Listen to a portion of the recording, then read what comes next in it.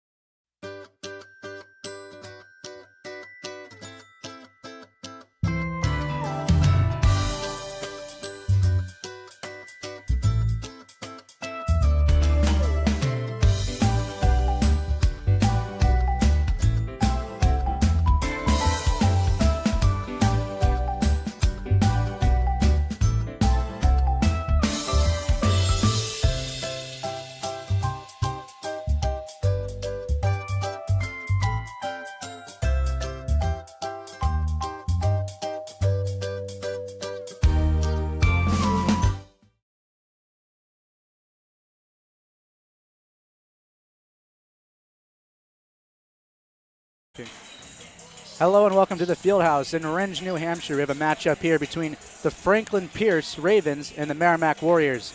Now, guys, last game, December 5th, against these two teams, it was a great one. Ravens winning by 3, and a pretty great defensive game plan. What you guys say?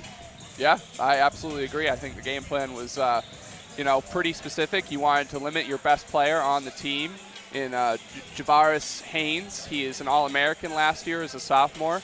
You were able to squeak out a 3-point win on the road, 86-83. I mean, that's as close as it gets against one of the top teams in the NE10. At the time, however, they were not one of the top teams. They were a 5-4 record.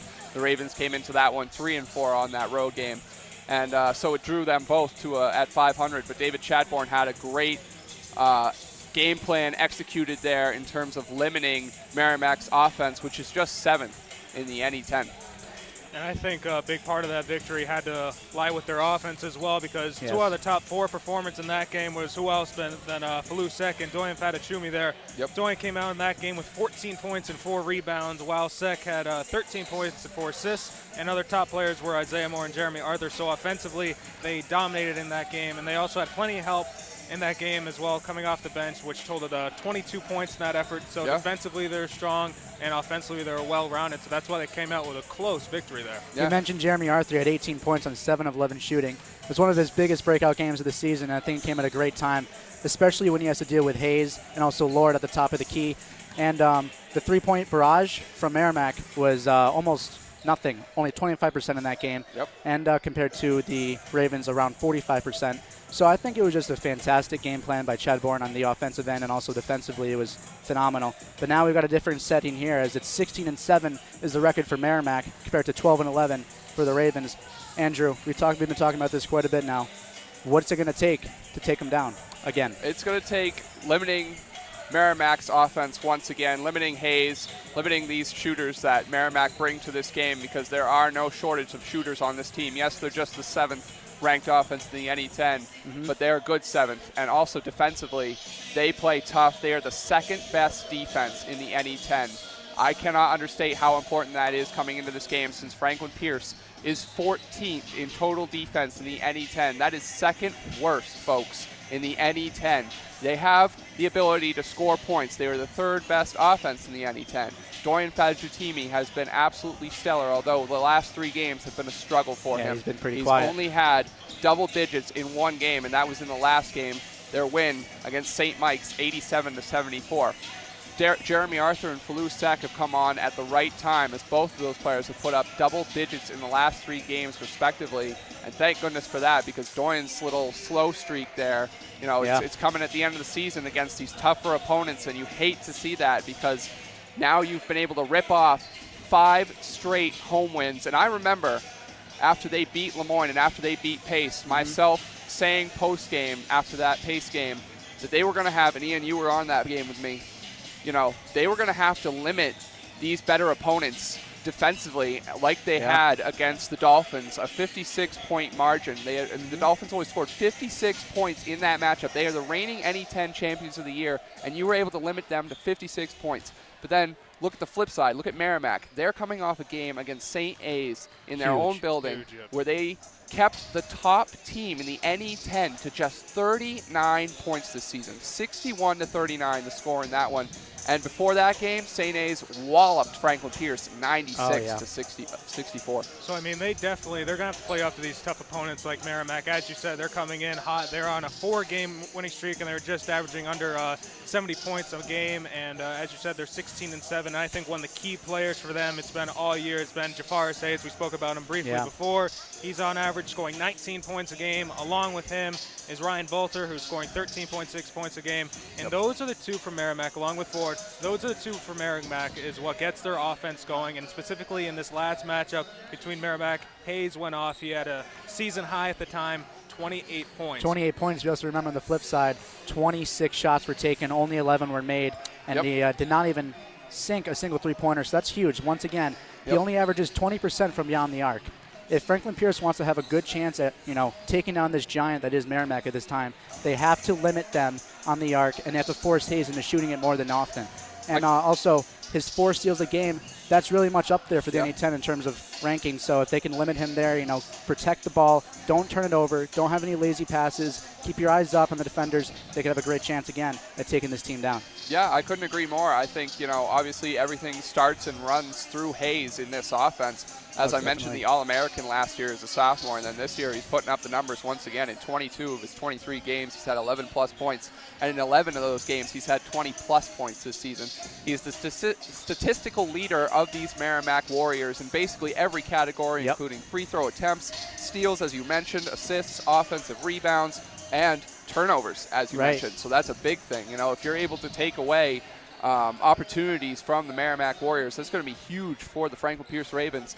And I don't know if either of you knew this, but the Ravens are second best in the NE10 in terms of steals per game with 8.4. So that's a little bit of a underknown stat, I think, that hasn't been pointed out in past broadcasts so much, but we're pointing it out here tonight because this is just huge. As you mentioned, the second best team in the NE10, the Northeast Division, and then the 4th best team in the Northeast Division. This is playoff implications here, Yes, that most definitely is. And also, we're going to go back to Hayes again because you said how he is leading almost every single statistical category. Rebounding, he's second, trailing by only a little bit to, I believe it is Joyner.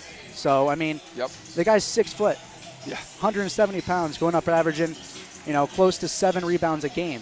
So I think if you're the Franklin Pierce, center, forwards, you've got to close him out. You can't even let him run in and force an offensive board. Slap it back towards the arc there. But yeah, it's pretty surprising how explosive he can be, especially when he cracks the basket on the offensive end as well. And one thing that Hayes has struggled with, though he is an all-around great athlete offensively and defensively, the one thing that he struggles with and the one thing that Franklin Pierce will have to key in on is turnover trouble. Definitely. He averages, in the past 4-game win streak, he's averaging 7 turnovers, and that's going to be huge for Franklin Pierce. That's going to be huge here. If they can get defensively, maybe Doyen and Sack double-teaming him early, get in his face early, be aggressive, don't let him get any quick trips to the basket, I think that's going to be huge. Force him into turnover trouble early.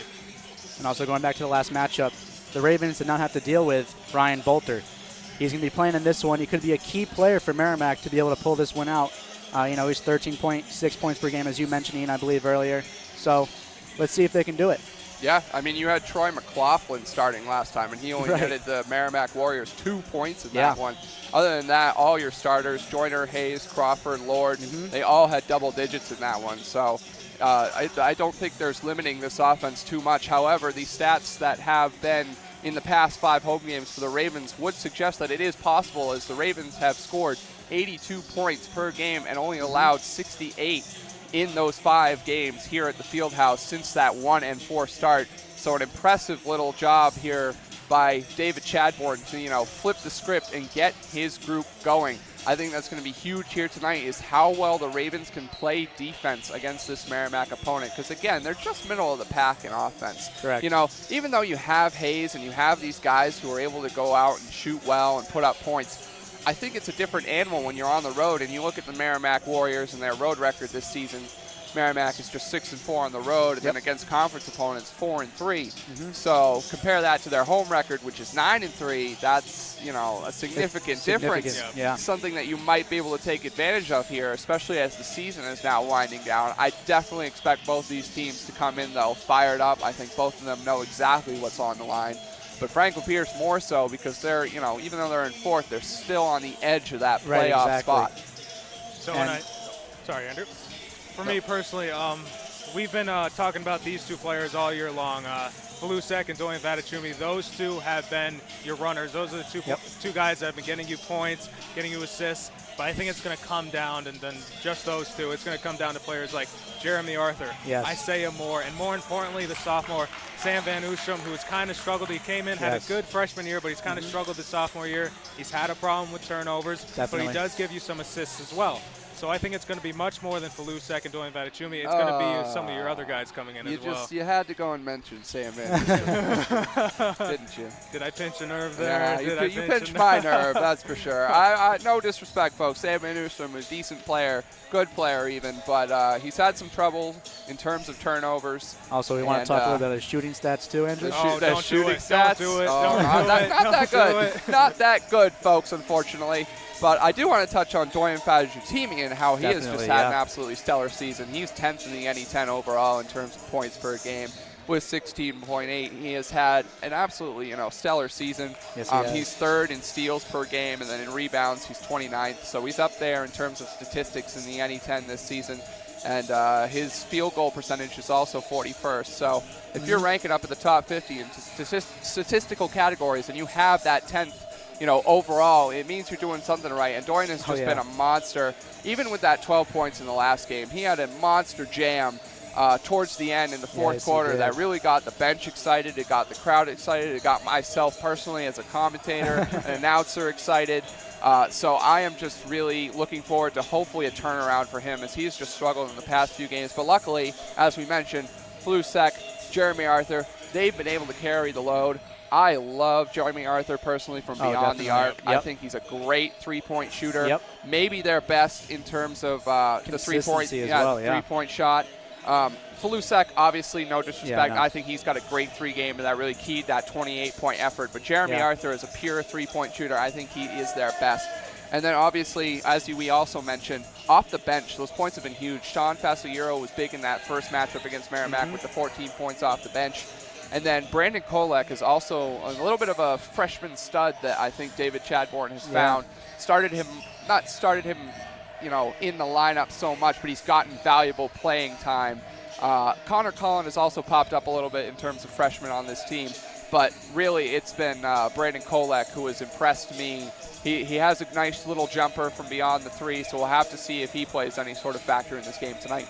You gotta love the way that Chadbourne mixes up the lineup. You're not gonna be the same. You're not gonna see the same thing game after game. He's gonna switch it up. He might put in a freshman there, like Kolek or Cullen. He might put in a freshman. Might sit Flusek and have Flusek come in later in the game. As we talked about Flusek in that last game against St. Michael's, he did have that season high 28 points, and he was pretty decent from beyond the arc, where he went 6 of 13. And as you mentioned, a player like Doyen Fadjutimi has been struggling. He had only 7 points in their win against AIC, and then just 2 points. I believe that's close to a season low, just 2 points in their loss to St. A's, where they lost that game and only scored 64 points in that one.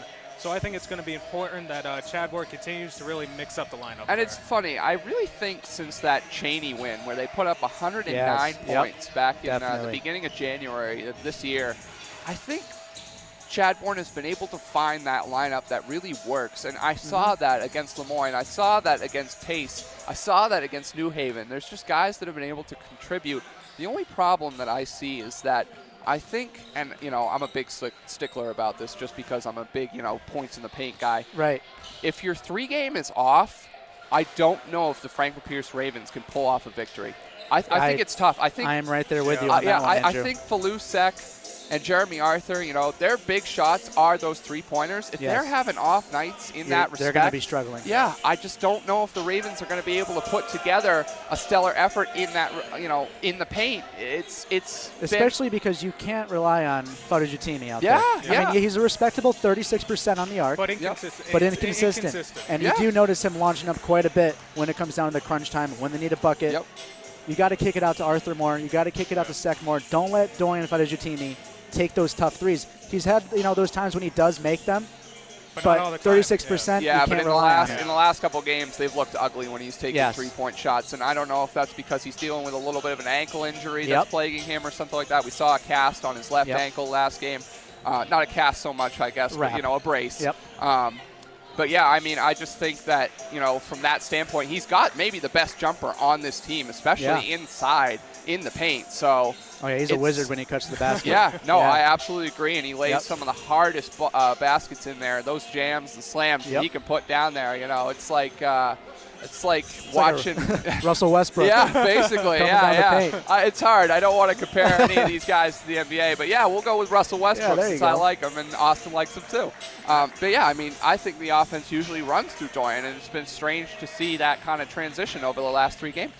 And I think, for me personally, they're going to have to be more aggressive at the boards. They're going to have to get those defensive rebounds, because in their last contest back in December, they allowed 17 points coming off from second chance opportunities. So you're going to need players like Doyen, Flusek, being aggressive, being aggressive from within the paint, getting those rebounds. I mean, you'll take fouls like that any day rather than just letting up an easy second chance opportunity. And they are the second best team in the NE10 in terms of rebounds per game. Yeah, no, and we've also failed to mention Rolami Charles, who is a big body down low. Let's see if Chadbourne's going to utilize him today. Yeah. With tip-off coming in less than 30 seconds. Doesn't score a lot, but he does get those big yep. rebounds. You know, he's only got one game in double digits this season, but he is a huge presence down low. Andrew, before we get this one started, what's your key matchup? Oh, key matchup? I think it's Doyen versus Hayes. I think that's going to be the top matchup for me. To see how Doyen performs tonight is going to be key in this one, because I think you want your superstar to be able to step up and help them beat the Merrimack Warriors. All righty, this one's going to be starting up soon. Tip-off underway.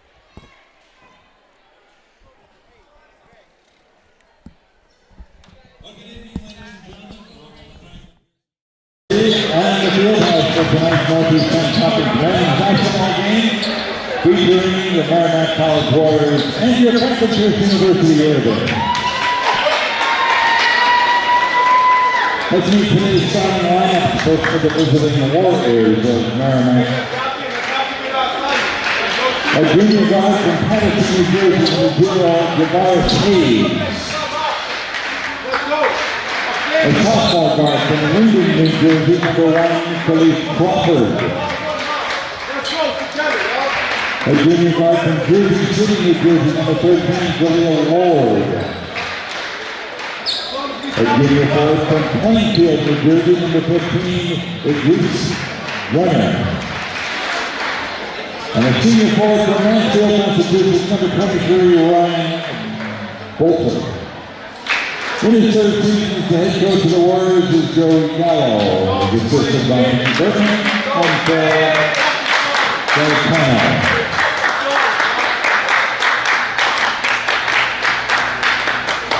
And now your Franklin Pierce University Ravens, a freshman guard from Temple Hills, Maryland, number 30, Isaiah Moore. A junior guard from Washington, D.C., number 20, Paul Seth. A junior forward from Martin County, Florida, number 1, Jameson Tierra. A grad student forward from Westford, New York, number 11, Jeremy Ofer. For Merrimack, do not allow it. We have a great crowd. I just noticed here in the field house. We've been looking the opposite way. A fantastic crowd. So this is absolutely your biggest game to date outside of possibly senior night next week. Yeah, no, this is very great to see. I didn't expect to turn out like this tonight. Ian, did you expect this? I mean, we got a packed house tonight. I was not expecting this pack of house, but I love it. Oh, come on. And we're gonna come on, gentlemen. We're going to have to see if this noise will play a factor against Merrimack here. Yeah, I know that Merrimack brought it when they were over there. So let's see if Raven Nation can bring it tonight. An attendance of, I believe, 411 people at that one. Wow. Yep. Love that stat, Andrew. Yep. Appreciate that one. No problem. To capacity here. And you go back to Charles, as we mentioned, the big body down low. Only 8 minutes last game. Yeah, he had himself a little bit of an off game. And Jeremy Arthur also, it was scary because he got, I believe, elbowed to the face. Yes, and left. And didn't really come back until the second half. And then he finally started scoring. And I believe he had all 18 of his points in that game in the second half. Mm-hmm. That's a tough player right there. Yep. Here comes tip-off. And interestingly enough, Jamison Peerless has got the start over Lola Charles. And the Ravens will win the tip. Dorian Fadujatimi on top of the arc to the right. Passes it back to Isaiah Moore. Moore to Falu Sek. Dips it down low. The Ravens, a lot of good ball movement here to start this one off. And out of bounds over the head of Jeremy Arthur. I was just about to say they're having good ball movement, but they can't take any risky passes there. And you just already got one right there. Yeah, that one just slipped away from Isaiah Moore. A little high there for Jeremy Arthur. And here's the man himself, Javaris Hayes, already about to cut out to the right. Merrimack connects with the first shot of the night. That's a three-pointer from number 13. Oh, my goodness. That's Jaleel Lord. We talked about him in the pregame. Yeah. Great shooter, 40% from the arc. He leads the team, or second on the team, and three-pointers made. Yeah. You have to keep an eye on those passes from Hayes. That was a dart. Yes, it was. And you see how fast he got down the court, too, there? Fadujatimi trying to cut through this defense, pass it to Isaiah Moore down low, puts a shot up, rattles it in. And if you're the Ravens, you want to see more of that. Attack the basket. Absolutely. And then also the kick out will be there as well. Isaiah Moore, a nice nifty move behind the back, cuts it down low to Idris Joyner, who gets one up and in. Idris is a big body, isn't he? Yep, 6'5", 220. Yeah. But even though with that size, Isaiah Moore was able to squeak that last bucket by him, so that's huge. And Moore had that 17 points before last game in their loss to St. A's, which was his season high. So Moore has been a little bit more consistent trying to get something going as on of top lately. of the arc. Isaiah Moore to Falou Sek. He's got an opening. He might take it. Passes it out to Fadujatimi. Puts it up down low, and it's going to be up and in. I love that pass. Peerless. Love that pass. A surprising start tonight for him. He's already got a bucket. Ooh. Ryan Bolter up and in on the cut. That's a great fast break by the Warriors. Merrimack is running a fast transition offense that has caught the Ravens off guard a little bit here. They're going to have to catch up and try to adjust to that there. They're not ready for this fast break Yeah, no. offense that they have going. It seemed to be the same game plan so far for the Ravens in terms of pushing the ball down. You see them kick to the left, back up to Moore, and then back over to the right, and then also back to Falou Sek now. Peerless looking for somebody to cut. He's going to take a deep jumper, and he's going to rattle out. That was a great look. Just Good in look. and out. Hate those. Javaris Hayes, another nifty move, a lot of contact inside. He thought he got fouled. Didn't get the call, though. And Joyner, a good jumper, but no. The rim was not helpful there. He isn't usually the guy to take those mid-range shots. Yep, But now here comes Fadujatimi. Doyen. Up and in. No, rattles out off the front of the cup. Made a good cut there inside. Doyen did. Almost got that bucket, just in and out again. Fantastic. He knew he had that one too. That was his strongest take I think I've seen in a while, especially considering what I saw last game. And he's not wearing that brace tonight, so. He looks a lot more confident. Yeah, he definitely looks more confident. I think this Ravens team is coming out with a little bit of fire here. But again, that transition, that fast break offense that Merrimack is running has caught them a little off guard to start this one. Yeah, you can see Chadbourne's kind of already frustrated on the sideline, as he typically is. Yeah, as he's a very livid coach at most points. But Hey, really, he's trying to really get likes something the whole going. team. And I think we're going to see a kick ball. Am I right? I believe you. Yep. Kick ball. Interesting. We'll stay on Merrimack's side. I don't know about that one. I don't know. I didn't see much of a kick movement in that one. I thought he just threw it at his feet, to be honest. Yeah. That's what I saw. Hayes is going to inbound. He gets it to Ford. And Fassero is checked in. Or no, to Crawford, rather. Sorry about that. Back to Hayes on top of the arc. Trying to make some moves. Good double Ryan team. Bolter, a deep three. And he's going to connect.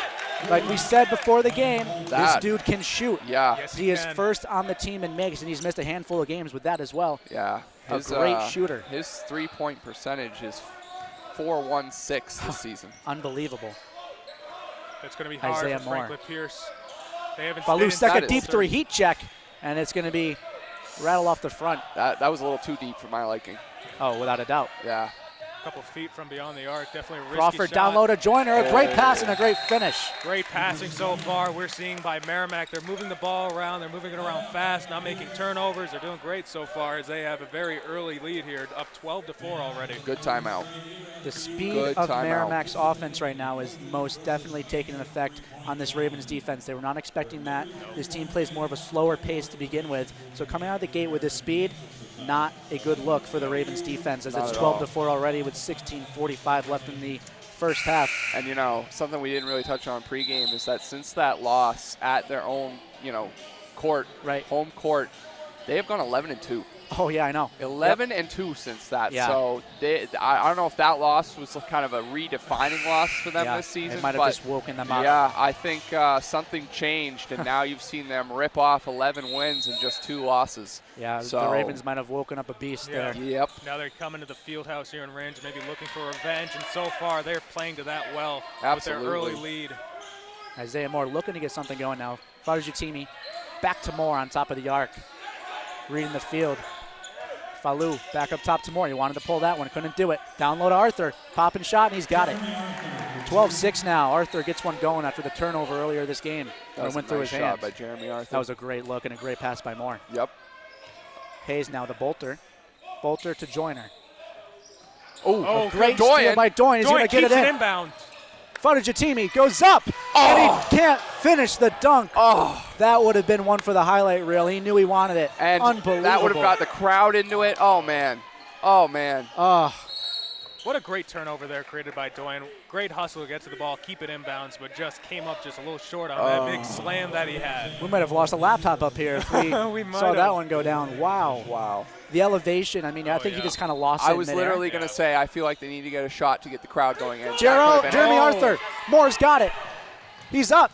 Finger roll Nice. finish. A great finish for the Ravens after another steal. That was great job by Isaiah Moore to force that turnover. We talked about it pregame. Merrimack turns it over a lot, Yep. especially with Hayes. And Franklin Pierce is up there in steals. Hayes finds one to the basket, makes a good move, kicks it out. Ooh, he's wide open. Lord corner. for three. No good. That's short arm. You got lucky there. You got to key in on forward there. You You gotta can't let him close take out. those open Yeah, shots. Jaleel Lord, very tough to defend. Fadujatimi, tough to the rack. Finger roll finish. He's got it. Got great 12-10. elevation on that one. Hello. Chumi makes up for that missed dunk. Hello. Javaris Hayes. He's been scoreless so far in this one, but he's creating a lot of opportunities for his teammates. Joyner backing down Fadujatimi, kind of a matchup they like. Hayes, A low open look he's there. got it. He's a 20% shooter, but it's a heat check. That was a And nice he's shot got by it, Hayes. 15 to 10. He's only 20%, but if he has that much space, Yeah, gotta exactly. believe You he's have to gonna throw that one respect it. down. Jeremy Arthur trying to get something going. Isaiah Moore now directing the offense. Falou Sek gets closed out on. And now the Ravens trying to push inside. Almost a turnover there. Out to the corner. That's Fadujatimi trying to take it to the rack again. Kicks out. Arthur, That's heat check deep. from deep. And Wow. he's got it.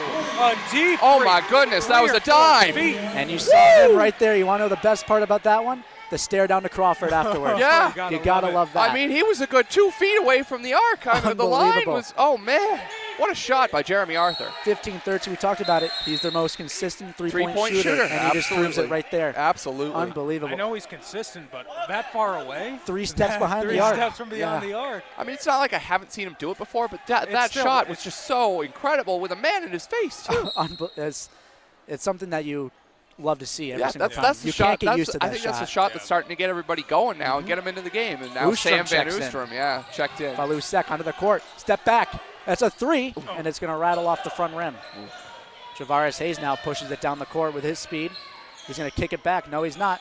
Out to the Oh, he's wide outside. open. Merrimack for three. He connects. That's number 5. That's Mickey Mickey Watkins. Watkins. We haven't been able to talk much about him. He's kind of a bench role player, but can come in and, pull the trigger from deep, and there he does. 18-13. 13:55 left in this first half. Sam Van Oostrom trying to direct some traffic here. Arthur, fadeaway jumper. He's going to connect with that. He starts off this game hot. Jeremy 3 for Arthur, 3. Mr. Consistent right now, coming in big. Good pass by Van Oostrom to get it over to him. And here's Watkins now looking to maybe score another one.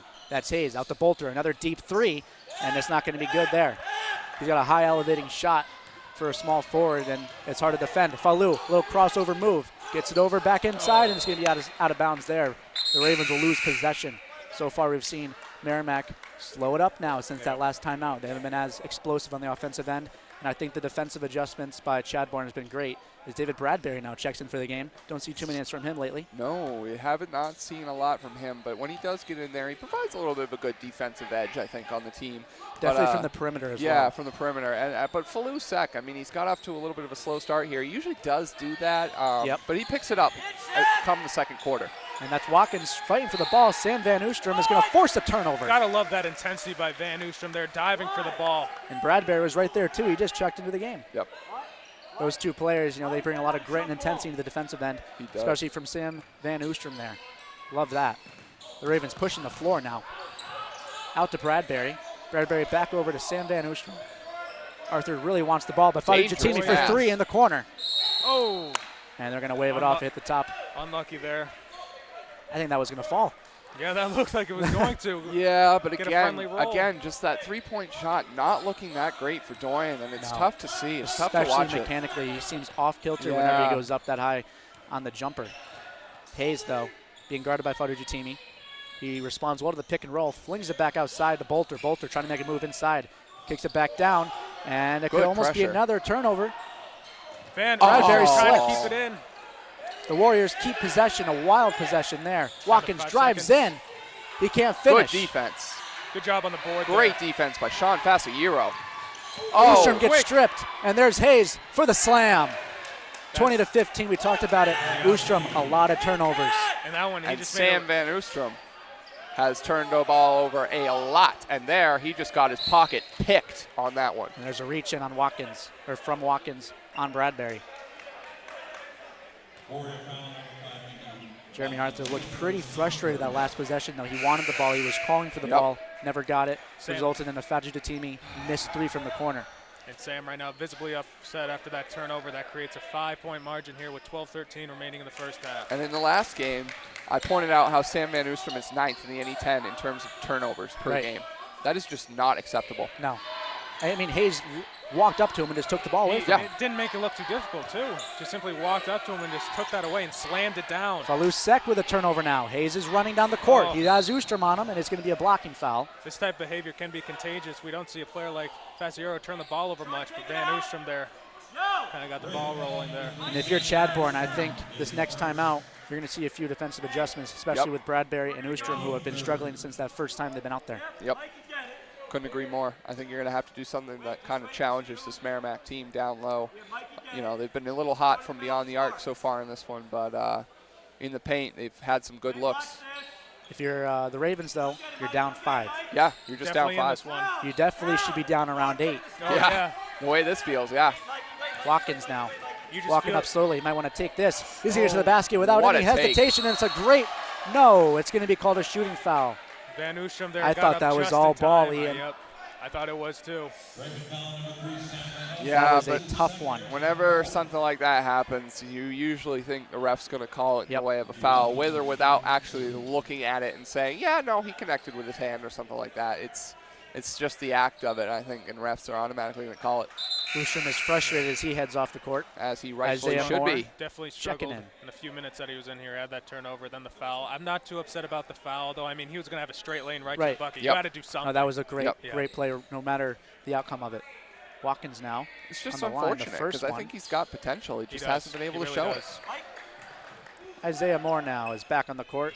He's been a good, consistent player so far today without any mistakes. Falus-Sek pushing the ball inside. Euro step finish, can't have it. Oh. Sean Versiero tried to go back up and put that one in. As Hayes pushes the court now. A nice move, finger roll finish, he's got it. He made Bradbury look silly. Threw 2 defenders right there, just pushed it in. The Ravens have to slow things down here. You gotta let Jeremy Arthur do his thing. He's been hot today, hasn't missed a shot. Yep. Isaiah Moore might know that here, as he's gonna look to direct some traffic. Isaiah Moore hasn't missed a shot as well. He's 2 of 2 with 4 points. Jeremy Arthur with 7. Bradbury kicks it back out. And the Ravens, good ball movement, just not resulting in anything inside the paint. And Arthur, a heat check, almost rattles that one in. That one looked good from the jump. It did look good, but unfortunately just not able to put it in. Watkins now, a You nice needed move that. inside, kicks it out. A Sean great steal by the Faciero. Ravens. Good Sean play by Faciero with a Faciero. beautiful steal and then able to get it over to And Jeremy he's got Arthur. it back to him. Is he gonna drive? He might try to take it. And they're gonna be whistled dead ball. Sean Versiero showing great hustle so far in this one, creating that turnover. Yep. One of the Ravens' best bench players so far this season. And Kolick will with check good in reason why. with Fadu Jatimi. So off comes the court is Bradbury and Falus-Sek. Sek has been struggling so far on the offensive end. Defensively, though, he's been playing pretty well. Yep. Falus-Sek has done a great job so far playing his defensive assignment. It just, the shots have not fallen yet. So at some point, they're going to have to, start getting in the, whoa. Oh, my goodness, we almost saw a murder. Almost saw murder. And Watkins lays it on the other end. 26-15, See, now 6 unanswered. things are starting to get away from the Ravens, Yeah, and this that's game's a going smart to- timeout by David Chadbourne. This game's just going slightly too fast for him. And talking about Falus-Sek, he Yeah. is definitely more, tends to be a second half player right now. He's Yep. 0 of 3 from the field, but he has 2 boards and he has 2 assists as well. And now it gets back to the point, I think, for the Ravens where you're going to have to take it one basket at a time, see if you can get this next one, and then play some good defense, and then just go step by step from there. But now you find yourself down by 11. This is the largest lead so far for Merrimack. 6 unanswered. After you climbed back into it and made it just a 2-point game. So I think, things just started to slip away with some bad shots there. And turnovers, yep, Sam Van Oostrom. And So, also was not a fan of that inbound play. yeah. That was way too aggressive, seeing as the offense was really, teetering on being Yep. almost nothing. Yep. And going for the And that pass alley-oop was from the just- inbound was just Yeah, it was too high. most definitely. And then the risk factor in that resulted in another 2 points on the other end for Watkins. I mean, Exactly. I understand the impulse to get those quick points. You already Right. find yourself down early, but you have to take your time with it, just a little bit Yep. more than that. Yep. Yeah, and also, you want to get that crowd going. If got a we big see one. another big play, the crowd was loving the Jeremy Arthur from deep. Yeah. So you got to find something if you're the Ravens. You can't let the momentum stay pointing towards Merrimack. You got to come out now after this timeout. And you got to figure out. start. You got to start getting Doyen and Falou going. Yes. I mean, those are your two big men. You have Jeremy Arthur, obviously, who's been hot so far in this one, and he's that third guy, I think. But it's Doyen and Falou. It's those two. Isaiah Moore looking to get something going now. Fadujatimi's calling for it. He's going to get it. Kalik now, freshman. Back over to Fadujatimi. Good ball movement. They have no passing lanes. It's a three from Kalik, and he's going to connect with it. Brandon Kolek, that was a great shot. Wide open for the three. Hit it. Nice. You could tell the whole possession, that's where Doyen wanted it to be. Great It's ball funny. movement. I feel like every basket he makes, the first one in the game, it's always a three. Yes. I have the same inclination there. Yeah. Ryan Bolter now trying to figure out how to get his way back onto the board. Ooh. Containing Bolter is going to be huge here. Lord now trying to get a step back. Nothing there. Runs inside, blocking foul. I thought that was decent defense there It by was. Kolek, but unfortunately it Just got a- called. That's tough. He's Just a going to be little too going. much contact there. That is tough. And Hayes will check back into the game. Hayes is perfect right now, 3 of 3 from the field. He's 1 for 1 from beyond the arc, 4 rebounds already, 3 assists, total of 7 points. He's You know, showing up. He And is. we said about this expected him pregame. to. Yeah, exactly. Ooh, nice pass inside. Like we said, I mean, in the previous game with these two, he scored 28 points, and the key was supposed to maintain him, make sure he didn't go off. He's always a high-volume shooter. Yeah. Now, so far, he's already got 3 shots up and 3 shots in. Haynes with a Bolter's beautiful going to the pass line. to Bolter inside. Sean Fasoyero looked turned around and, you know, right on him though. But Bolter was able to grab it, go up for the shot, and get fouled. It was just a tough defensive play there. I mean, you couldn't really do too Yeah. much. I Yep. mean, it was a great look, so I guess the foul is the better half of it. Yeah, absolutely. Force him to make the Sometimes shots. all you can do is get And look at foul that. on And Results that's a in good 1. foul. Isaiah Moore now going to push 27-18 now. The Ravens going to get something going. Yeah. Jeremy Arthur's been their best player so far. This is a big And he's on the possession. court still.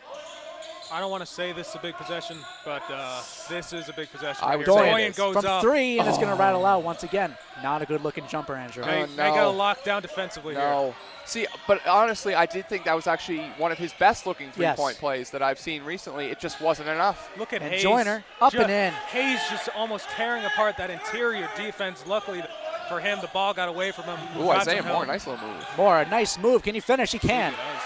A great move by Isaiah Moore to get down into the paint with an easy look. That was big. Joel Lord can only watch him go up there as he gets that easy bucket. Idris Joyner now. He's a big body down low. Not much you can do if you're Isaiah Moore now, who's yeah, on him. it's definitely difficult guarding someone like that. Jamison Pierreless, though, giving it his best. And there's another 3 from Merrimack, no good. And Brandon Kolek with a key rebound. Nice job by the freshman. Right Arthur now going to push the floor. Back to Moore. Let's see if they can get something here. Maybe try to get to Arthur, maybe to Doyen in the corner there if he chooses to go to that direction. Merrimack has done a nice job limiting the Ravens It's a to the great paint. pass to Moore down low by baseline. Kalik now trying to figure something out. Dishes it Peerless. low. Peerless up and no. Wow. Can't finish. I That thought that looked was in like, the bottom of the bucket. Some contact there. Had 2 men on him. Surprised there was no foul. Crawford drives in and gets blocked by Fadujatimi, but the rebound for Bolter, and he puts it back in. Bolter with a 31-20. beautiful putback.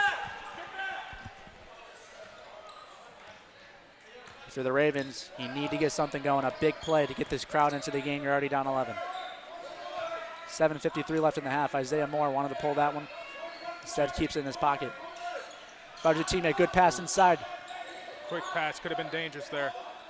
Jeremy Arthur smothered. And unfortunately, Pierreless's momentum carried him well past the basket. No shot there. I thought that was in the motion. Ref thinks otherwise. That would have been a great way to get this offense going. Either way, possession still stays for the Ravens. Yeah, and I think, you know, right now the Ravens are just going to have to make it as close as you can. You have 7 minutes left in this first half. And, you know, the last time these two teams faced off, Merrimack went into it with a 39-35 4-point lead. Right. And then the Ravens with 51 points in that second period. So First look at Gerard Gray this time. Oh, And it's going to bad be turnover another there by turnover by Arthur. Arthur. Yep. Bolter's got to look to the lane. Oh! Up and in. A fantastic move by Ryan Bolter. That is now 11 points off of turnovers for Merrimack. Switches the ball between his left and right hand while he's in the air. Fadujatimi now. This Ravens offense has been just absolutely crushed Yeah. since they started off hot. So far. Heat check for Moore. He's got it. Great shot. Isaiah 23 Moore is feeling it right now. 23-33. They needed that one, didn't they, Andrew? Yeah, definitely. He's had some nice finger rolls so far in this one. He's been able to get it in the paint, and then that was just a huge three. I mean, he was, again, a couple steps back from the arc, and I thought that was a very nice shot. I was skeptical at first, but good take by Isaiah Moore. Isaiah Moore now 4 for 4, and now up to 9 points, leading the way for the Ravens. Bolter then kicks it. Back Ooh. out to Lord, or Crawford, rather. And the ball went out, so the Ravens will get possession now. You got to cut this to maybe about 5 if you're the Ravens before halftime to really pick it up. Absolutely. 6:33 left in the first half. 33-23. We talked about the turnovers already, and they have 14.6 per game this season so far, and that actually equates to 13th in the NE10, so that's near the bottom. That's a surprising stat. 14.6, definitely not all that much, but still. Isaiah Moore, Falou Sek checks back into the game. Got to have Falou Sek get something here before the end of the half. Nice quick pass by Van Oosten. Notice that Jeremy Arthur is no longer on the court for the Ravens. And that was a bang-bang play there as Gerard Gray had trouble trying to get to the ball. I thought they were going to call something there towards Merrimack's end. I thought there was going to be a foul on one of the Merrimack players because it looked like they interfered with Gerard Gray being able to try and get that pass, but no call. Hayes now slowly walks past half court. Now you see the Merrimack starting to slow their game down a little bit. They're mixing it up fast and slow. Gonna get the charge. Offensive That's a charge. Great play by great Oostrom. job. He forces the charge. Bolter got called for the offensive charge. That was surprising. I wasn't sure if Sam Van Oostrom had set his feet, but the refs say otherwise, and good Bolter call. was not I happy guess with that's that a one. good call. We'll take it. Isaiah Moore now. He's been hot so far for the Ravens. Falou Sek has been quiet. Down to Oostrom, who kicks it over to Sek. Sek has been covered well when he's been in so far. There was nothing in the paint, though. No, the defensive game plan clearly has been close out the paint. Oh! And Doyen Fadujatimi. That strategy doesn't always work, though. Doyen shows him why. Fadujatimi, hello. A 36% shooter from the arc. Welcome to the game, Doyen. Doyen struggled a little bit. He's now 2 of 6, but he gets that big three. That keeps this one a little bit closer with just over 5 minutes remaining here in the first half. Watkins drives. Oh, Gets good batted block down. by Gray. Oostrom's pushing the floor. He's got Doyen. Fadujatimi to his right. Fadujatimi up. And he can't finish the play. That would have been great for this Ravens team. His finger rolls aren't going in. This is tough to watch. Yeah, it's really A couple tough, of and he those is have not just happy. bounced out of the basket. That He was is not difficult, but he happy. did have Connolly draped all over him when he went up for that. Yeah. But it does look like that's a basket he usually gets. Yeah, regardless doesn't if the defense. And he's missed a couple of those in this one so far, and it's unfortunate because that's, 4 or 6 points that could be on the board for the Ravens right now. Also go back to the fast break when he did miss that slam. That would have been huge. Yep, absolutely. I couldn't agree more. But I really don't think Merrimack's doing anything all that, confusing for the Ravens They're just offensively. closing out the paint. Yeah, they were just faster, I think, to start off the game. Yep. So far, I think the Ravens have been able to respond nicely, except for that little run there. Right. They were just missing some shots. It's just Merrimack is more, I don't know. They've created some good schemes offensively to where they've created open looks from beyond the arc, and that has benefited them. And then Hayes has just been able to take over the game a couple of times, getting inside.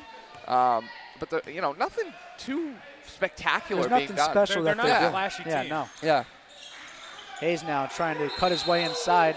We're going to get a traveling call. Possession going to the Ravens now. Second straight foul for Hayes. A great defensive awareness there. But yeah, credit to cut off that lane. Merrimack. Credit to Merrimack defensively. The Ravens can really find nothing down low underneath the They're basket. forcing to take these threes when they really don't want to, and so far as a team, they are just 4 of 9, which isn't bad. They're doing pretty good there. Right. But still, nothing on the interior for them. Isaiah Moore, a great move. Can he finish? He can't. Good offensive board by Gerard Gray. Oh. And we're going to get a call. Shooting foul. Gray gets to the line. Haven't seen much of him. No, but he is a good guy, good character player, and Yep. he's another one of those big bodies Yeah. that David Chadbourne can utilize at that center position and Very really put strong him in. down low. Yeah, put him in down low, good rebounder. You saw it there. He was able to create a second chance opportunity for the Ravens. Not a great free throw shooter, though. Let's see if he can connect here. And he can't with the first. Yep. Good time to point out that stat. Great time. Good, great, perfect time. Yeah, that was literally perfect timing. Not good from the free throw line. However, he is someone who can really stop that fast break opportunity Yes. there. He's Yeah. someone big on the interior. Yep, Forces a long lot of arms, charges. Forces long a lot of arms, big charges. wingspan, yeah. Let's see if he can land this second one. Gray would love to get this one. It's up. And he He's does. got it. That's a good confidence boost towards him as well. Absolutely. Hayes now going to push the floor quickly. Lord, no. Cuts it down. That's the freshman. And Lord for three. A bad-looking shot there. And Lord has had a little bit of trouble on the three-pointers He's been now. quiet. And another steal. Defense. That's Hayes. The Merrimack He's going to defense. push for Lord. Open shot off a great Oh, he spin missed move, and he it. misses it. But they'll call the foul there. Fadujatini is anything but happy right now. Yeah, but he had incredible hustle because what happened there is once he got stripped on the double team, he was able to make his way down court, and on a pass, a smart pass, by the way, to Lord, Doyen was able to kind of, force him to go up with it, and he actually missed the shot. It's just unfortunately on the second Wide open chance. shot. Yeah, wide open shot on the second chance to try and block it. There was a little bit too much contact. Let's see. He's a very good three-point shooter, around 87%. Yeah, 87. This is Lord Although now. not First their, one. not their top three-point shooter, if you can believe it. Yeah, no. That is hard to believe. Yeah. 87% and he's not the top guy. Yeah, for free throws, their top guy is actually Bolter. Yep. Bolter. At 89, I believe, right? 92. 92. 92 Wow. three. Speaking of Bolter, he's 1 of 2 from beyond the arc, shooting 4 or 5 from the field. Oh, and he so has he's total- 50% in this game. Yep, so far he's leading the way for Merrimack with 10 points. Lord cashes in on both of them. Yeah, 35, Bolter's had a 27, nice little three-shot so far in this one. as he always does, it seems to be. Yep. Falou Sek now would love to get something going. Isaiah Moore to the corner. That's Jeremy Arthur. He's checked back in, cutting his way through the defense. Moore Good down pass. to Oostrom. He's going to score it. Good pass. A great reverse finish. Hayes now pushes. Bolter, a quick three in the trailing. Off the front rim. he Arthur was- with the board. I don't know. I think he went up too quickly with that Yeah. one. He was a little bit too far away from Fadujatini the arc. cuts. Passes to Sek for a three. Oh! He's going to bury it. Wow! 35-32 Falou. What a rainbow of a shot. It looked like that just went up and then down. Unbelievable. I 3:40 mean, left. It's a three-point that game. looked up like it straight up in the air and then just sunk right down. Lord from the corner. Looking to cut. Pops and shots. No good. Oh, boy. Jeremy Arthur passes to Oostrom. So we have the a Ravens are momentum pushing. swisher. Falou Sek Sek up and in and and one. A hard basket. This crowd is alive here Let's down go. at the field house. 34-35. Sek can tie this one up. A quick 5 points from him. Can he get 6? Just 2 minutes and 30 seconds ago, this was almost an 11-point game. And there's Falou Sek showing up Yeah. finally in this game, a three-pointer, and now a chance for a three-point play here to tie this one. I mean, I mentioned it already. Doyen and Falou have to start showing up for the Ravens to be able to put together a string or a good run, and that's And he's going exactly to what's connect with happened. it. It's a Tie tie game game. now. It was an 11 points differential with about 10 to play. Or 8 to play, rather. And I'll give Sam Van Oostrom credit since he started off the run with that basket He's underneath. your favorite, isn't he? Oh, boy. He's your favorite, you know it. He's Pat Seavey's favorite, folks. Hayes now looking, and you can hear the crowd. A great Jeff- finish by Hayes Yeah, inside. that was a nice 37-35. take by Haynes. I mean, he's just a special player, the All-American, as I mentioned last season, and just a nice He job silenced the crowd with that one. Let's see if Van Oostrom inside. Oh, What a great floater. Oostrom there's your with man. 4. There's your man, Andrew. there. What is this? 37-37. Sam Van Oostrom with 4 points now? You don't see that too often, do you? I think he heard you in the pregame. Oh, I think he heard you. hey. Crawford looking to shoot this one. He will. He pulls the trigger. No. Doesn't get it. Falou Sek with a high rebound. 37 all here with 2:35 to play in the first And a half. chance for the Ravens to take their Sek first lead in the cuts game. inside, dishes to Moore, who's on the wing. A great crossover, and the ball's going to get back to Sek. A wild pass there. Yeah, it looked wild. Oostrom back to Fadujatini. A good cut. A pop-up three. He's Oh going to my connect with it. Unbelievable shot by Doyen Fadujatini. Fadujatini. Yes, sir. 40-37. The Ravens have the first lead of the night. Hayes going to the line. I'll take That was definitely a foul. I'll take that. That I'll was take definitely that. a foul. I'll take that foul there. Great defense. Force him to get those points from the free throw line. And there he is, Doyen Fadujatini, a huge three, and he's starting to feel it now. Hello. Him and Falou are both starting to get into this game, and that is dangerous for You the have Warriors. to love to see that if you're part of the Ravens. Yeah, 40-37 now. that's definitely dangerous for the Warriors. I mean, in that first matchup, Doyen was limited to just 14 points, and Falou had 13. And a rare miss by Hayes at the line now. So you like that foul? I said it earlier. And Doyen right now up to 8. 8 points after that 3. And Andrew, your man Van Oostrom is having one heck of a turnaround. He's having one heck of a game Oh, so far. boy. Oh, boy. You know, I've said it. Start the headliners. I've said it in past broadcasts. I do believe he's a good player. I'm just so uninspired by the turnover numbers. And it was the case again at the beginning. And now, all of a sudden, you've seen him string together a couple of nice baskets, including that last floater in the paint. 2-point game now. The Ravens looking to continue the momentum. Feder Jatimi back to Moore on top of the key. Dishes it to Sek. Moore gets it to Oostrom down low. A good cut. And we're going to get a traveling call on Arthur. That's a tough one to swallow there. That was a good pass by Van Oostrom. But the right call. That was the right call by the ref. I think Jeremy Arthur just took one too many steps underneath the basket, and now possession will go back to Merrimack. Another physical player for the Ravens is Arthur. Yeah. He's got to make his defensive presence known here. Physical but finesse. Minutes. Physical but finesse. Yep. And Hayes walking up slowly. He wants to get something going. He's got Oostrom on him. Kicks it out to Lord in the corner. He's going to miss again. Lord so far his shot has been off as of recently. And it's going to be possession arrow towards Merrimack. That's a bang play there. Ian, I thought that could have gone either way. Yeah, I think that was pretty close. That could have gone either way there. And so far, Lord, his past couple of possessions haven't gone well for him. His shot is off for sure. He is now 1 of 5 from the field. The Warriors dishes down low to Joyner. He's going to bobble it, and it's going to be a turnover. Feder Jatimi pushing it now. Falou Sek, he's got a lane, goes up, little floater, can't bounce it in. Nearly got that one. Hayes pushing quickly. Bolter a trailing 3, it looks good, it is good. Bolter and Hayes, those two on the court, they can be dangerous. 41-40, a quick trailing 3 by Ryan Bolter. That's the type of game he likes to play. Yep, and now he's up to 13 points here in the first half of play. Isaiah Moore to Falou Sek, gets it down to Oostrom. Oostrom charges down in, a wild shot, results in nothing, and a little bit of a fast break now for the Warriors. I don't think he Ryan Bolter trailing 3 again. It looks good, it is good. Bolter, 16 points, back-to-back threes. He's taking this game away from the Ravens. 44-40, you can't forget about this kid. Nope. Leads the team in threes made, leads the team in 3 percentage, I believe, and how can you forget about him on a fast break chance? Yeah. And this is definitely a disadvantage for the Ravens because so far they didn't see him in the Another first turnover, Ian. Another turnover there over Ryan to Bolter. Passes it down to Hayes. Hayes is going to hold it. 20 seconds and counting. They can run this down if they want to, take a last-second 3 to give themselves a 7-point advantage. Let's see how they play this. Hayes. Trying to set up his offense here. Underneath 10 seconds. 8 now. 7. He's going to start to push the floor. Hayes drives, cuts, goes up with it, and he won't make it. Great defense in there by Falou Sek, stopping that one. Oostrom. And a long shot. And that was a great half of play. 44-40 here in the Fieldhouse in Rindge, New Hampshire. We'll be back after a couple interviews and some messages.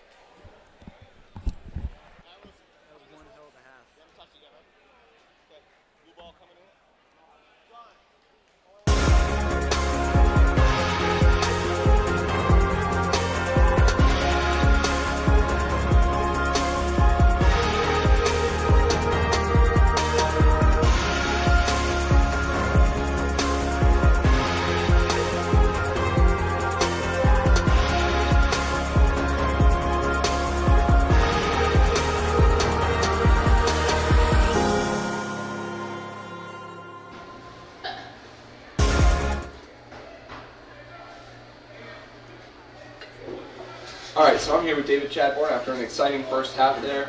And Coach, I quickly want to just ask you how you guys were able to kind of slow things down at the beginning there, because Merrimack was going on that fast transition offense. I thought they were getting a real fast pace going, and you guys were able to slow it down. We just, look, it's very simple. They were running harder than we were. We picked up our energy a little bit, got better floor balance, and they still had too many easy baskets. They did, yeah. I want to touch also on Doyen and Falou. They were able to really come on there at the end of the first half. Dorian getting this game going. You know, he's been struggling a little bit as of late. He had 12 points in the last game, looked a little bit more himself. Missed the slam early in this one. I think that would have got the crowd going. But he's looked better now from beyond the arc. Can you touch on Dorian's game and how he's been so consistent so far just this season? Yeah, I mean, the only time he's really been inconsistent, he was sick as a dog and trying to play through it. Yeah, That's really, he's a competitor. Yeah, he's a warrior. Yeah, no, he's a tough kid. And he and Flu both got to play well for us to have a chance to be very good teams. Yeah, absolutely. I mean, between him, Falou, Jeremy Arthur, I mean, you guys get contributions. Isaiah Moore, a very nice pick as a freshman. I think you did great scouting him talent-wise. And then, bench players. I mean, Sean Fasiero's come up big. Sam Van Oosterman in this one. Yeah. So I think you're getting contributions all around. And what are you going to look to do in the second half to kind of limit Merrimack? Yeah, I mean, I think points in the paint, really. You know, if we can keep them from scoring in the paint or limit their opportunities there, I think we'll have a better chance. And I'm a big proponent of points in the paint and making sure that you can stop the other team from getting those. So I couldn't agree more. Yeah. But thank you for your interviews, Coach. I'll let you go. Thank you. Have a good one. Okay, babe. We're going to commercial and then we'll get on the air. Being a champion takes the spirit to always push harder, the ability to overcome any hurdle, and the fire to be the best. Welcome to Division 2, where the pursuit is yours to create. And the question isn't, can you do it? It's, will you?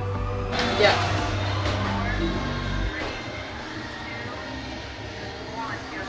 All right, so I'm here again with Ryan Gorbett, a freshman on the men's ice hockey team, which just recorded its 10th win of the season. And guess what? Its 10th win ends up being the most in program history for the first time this season. Also, they are in playoff contention as they will have 2 huge games coming up against St. Mike's. How are you guys feeling heading into the series? I think we're feeling good. We're feeling confident. I think it was a big confidence booster getting the record for wins. So hopefully we can take that momentum and take it into the weekend. Absolutely, and I think one of the things that has been really key for you guys as of late is Kyle Martin. The freshman in goal, he's 5-1. His save percentage is now, guess what, best in the NE10. I don't know if you knew that as his teammate, but he's been performing really well as of late. However, I do expect Ian Wallace to get some good looks here in this St. Mike series. What does it speak to you guys to have 2 good goaltenders to be able to go in there and your confidence in both of them? Yeah, it's great. It's good knowing if you make a mistake, you got someone to back you up back there. So it's a great confidence booster.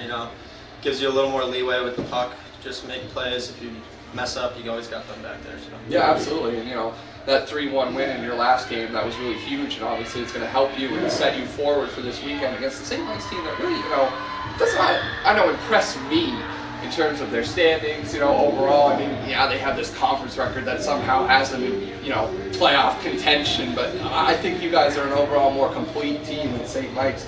And I will look for that to have, take place at the Jason Ritchie Ice Arena. I think one thing you guys will have to focus on, though, is staying on the attack. Yeah. Because offensively, you guys have had some games where the shots have been a little flip-floppy, and, the other team will have, 30 to 20 with you guys, and I think that's something you have to be aggressive with this weekend.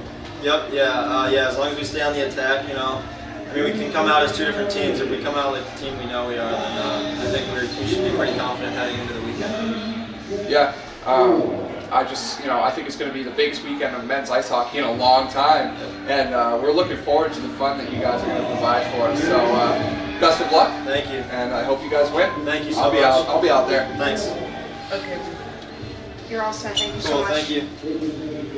I was hoping you were going to. We grab it up? Yeah.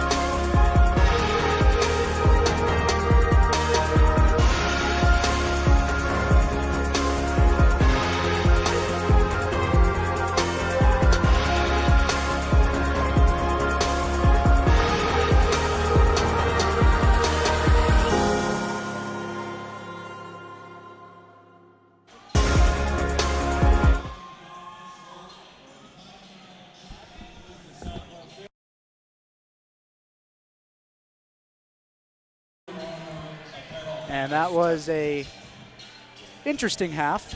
A To say great the- one to for the say the Ravens to least. close out. But Interesting is what you got? 44-40 energetic. Is that better for you? Definitely energetic because, I mean, we came into this one. They fell down early. They fell into an 11-point deficit. They were turning the ball over. We saw Merrimack had a fast-paced offense. They couldn't stop anything they were getting thrown at, and they just woke up. Specifically players like, I mean, Isaiah Moore, he's leading the way. He's 5 of 6 from the field. He has 11 points. And then Doyen woke up. It was only a matter of time before Fatachumi got going there. He struggled early, but now 3 of 8, 2 of 4 from the three-point range and has 8 points. So, I mean, what looked like this game could get out of hand is now only a 4-point game. And now a player that started off hot and then got cold, Jeremy Arthur.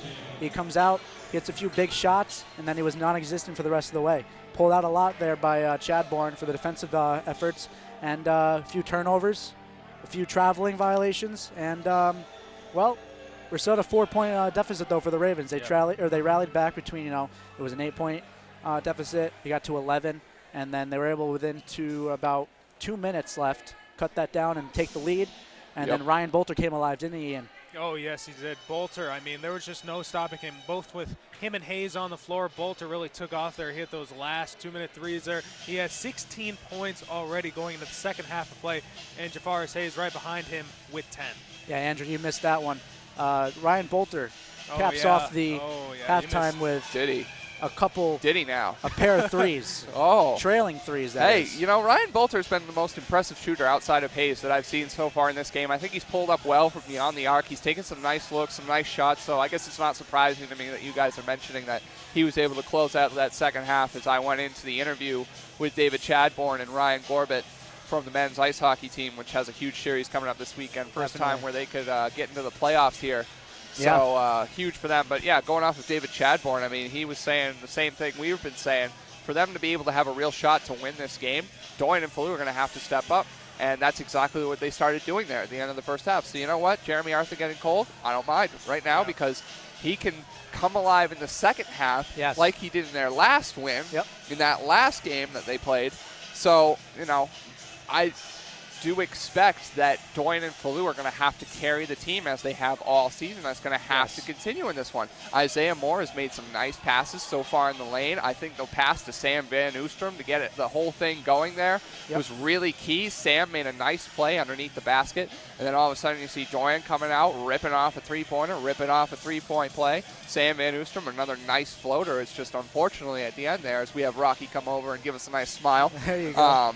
Unfortunately, at the end there, they went a little quiet, and all of a sudden, Merrimack's able to rip off a 7-point stretch there. So it's been an even game so far. I think at the beginning, the Ravens were caught off guard, and Coach David Chadbourne had mentioned that, and all he said simply was that they were just outrunning the Ravens. On the floor, they were just outrunning the Ravens simply from what it was, and it looked like they were asleep. And then they woke up, and then all of a sudden you're seeing these runs come on, and the Ravens suddenly are down, and then they make another run, and they go up, and they take their first lead of the night. And then now we're, once again, the Ravens are down by 4, and Merrimack has done a great job to their credit with Haynes, as I mentioned, and Bolter, who's done a fantastic job shooting the ball from beyond the arc. So, it's been evenly matched, and guess what? It's the same result as it was in that first game where Merrimack jumps out to a 4-point lead at the end of the first half. Yeah, no, and also I asked you pregame your key matchup, and that was, you said Hayes and Fadujatimi. Yep. Right now I'm giving the edge to Hayes. Yep, you have. But the late run with Fadujatimi has been something you could just look at and be like, wow, this second half is going to be special for him. There's been a handful of times where he's missed those easy layups that could, swing the arrow of who's winning this game right now. But Isaiah Moore has been smart on the other half of it, and then Fadujatimi has definitely come alive towards the end. Ian, if you want to chime in first. I was just going to mention that the points in the paint, which is something David Chadbourne mentioned in the halftime interview, 20 apiece for both teams. Wow. And Chadbourne really wanted to mention how he wanted to limit Merrimack's points in the paint, and I think that's huge. And obviously it speaks to what I know as, not just a player and an analyst, but somebody who has, watched the game of basketball intently and decided that, yes, the three-point game's fun to watch, but it's all about points in the paint, folks. That's right. And, Andrew, I got a little special stat for you. Sam Van Oostrom, 2 points. You got 2 turnovers, right? 2 points. 2 points. Yep. I swear he had 2 points. I thought he had 4. Wait a second. He had 4. Yeah, he has to have He 4. had 4. 4. Yeah, 2 or 3 from the That is field. that's incorrect. That is incorrect. That is 2 boards, incorrect. 2 assists, and 2 fouls so far. But No, that's incorrect. That is Somebody got that incorrect, wrong yeah. because he made 2 baskets. Yep. I remember. The floater and then the there on the free throw line. Yep. That's incorrect. Ravens, Franklin Pierce, can we have a stat check, please? Yes, please. Also, I think the steal mark is also wrong too. But hey, that's just me. We'll move on from that. And one thing that's been pretty big here, and I think we could be looking at a much bigger Merrimack lead so far this evening. Franklin Pierce has 10 turnovers, and that's something we talked about, something that they were going to have to limit. We saw Van Oostrom have a couple. I think Faciero had one as well. But so far, off of those turnovers, only 13 points. Right. Thank so goodness. I mean, they've gotten very lucky there. That's the reason why they're still in this one. So But that's one thing that they're going to have to limit going into the second half. We've said it before for both men and women's. It's limiting their turnovers because both teams have kind of struggled with that throughout this season. But to that point, Ian, I'll bring up the fact that Merrimack has had 9 turnovers. Yes. That's 1 less than Franklin Pierce. And if you look at points off turnovers, Franklin Pierce just has 6. Yeah. So 7 points there that make up the difference. I think as we go into the second half, Dorian Fadujatimi has to make his presence known as he's been starting to.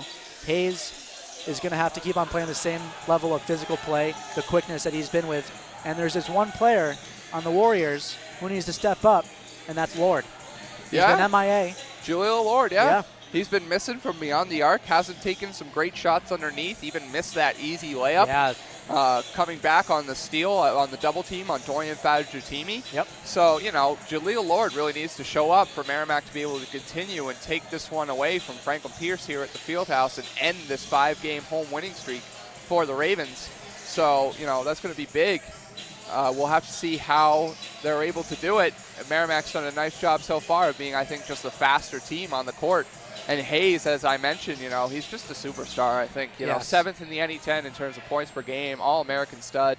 Guy's just, been insane in terms of his take so far in this one, where he's able to get in the paint and just make these nifty little moves. His three-point game hasn't been as hot as I would have expected, but Bolter has picked up the slack there. I think Bolter can easily, in the second half, continue his stretch and hang 30. Yeah, he's the got way 16. He's been playing, he is very efficient, 75% shooting, 60% from the arc.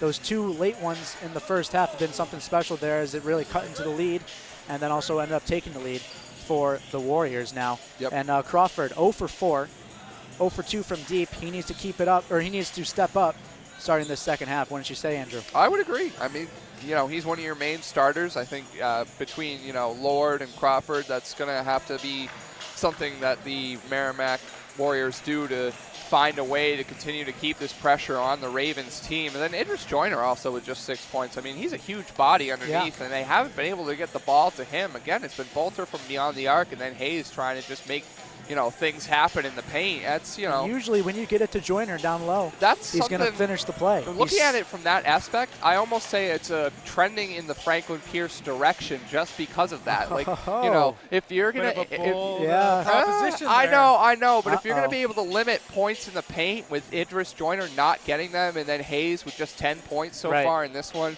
and Bolter is shooting a 3-game that maybe he can't continue in a road environment, I just wonder if it's going to start to affect them and transition more into a type of Ravens game that we've seen where Falustak and Doyen start coming on in the second half. Maybe you see Jeremy Arthur. Isaiah Moore has once again 11 points in this one. Come on. He's been a stud so far. He could very well surpass his season high of 17.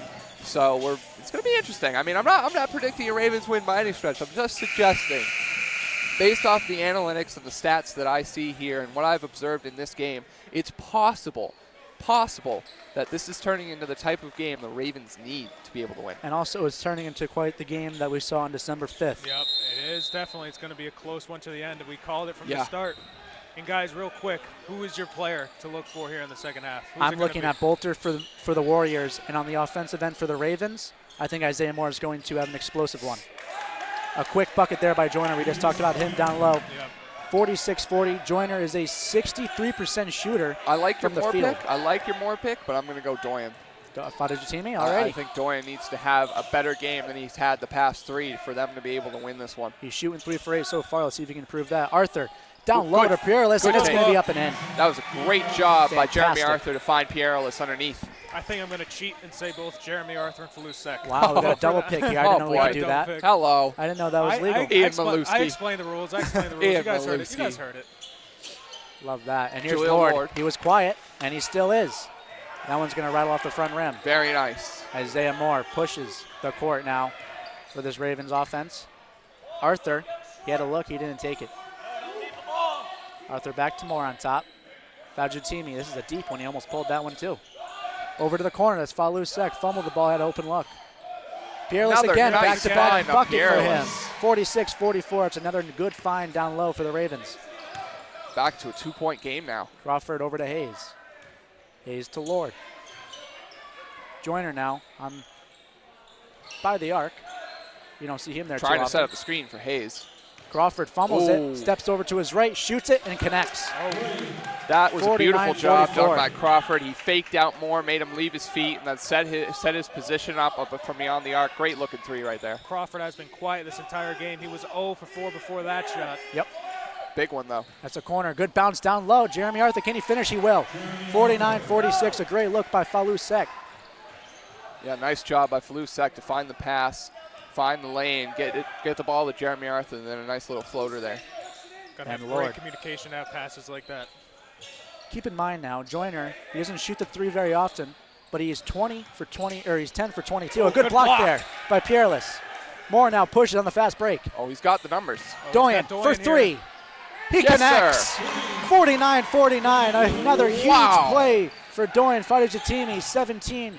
Tie game, folks. Doyen Left to now play. into double digits. It's another block for the Ravens. Peerless, a great second half. The momentum so far. swings in this game have yeah. just been incredible to Doyen. watch.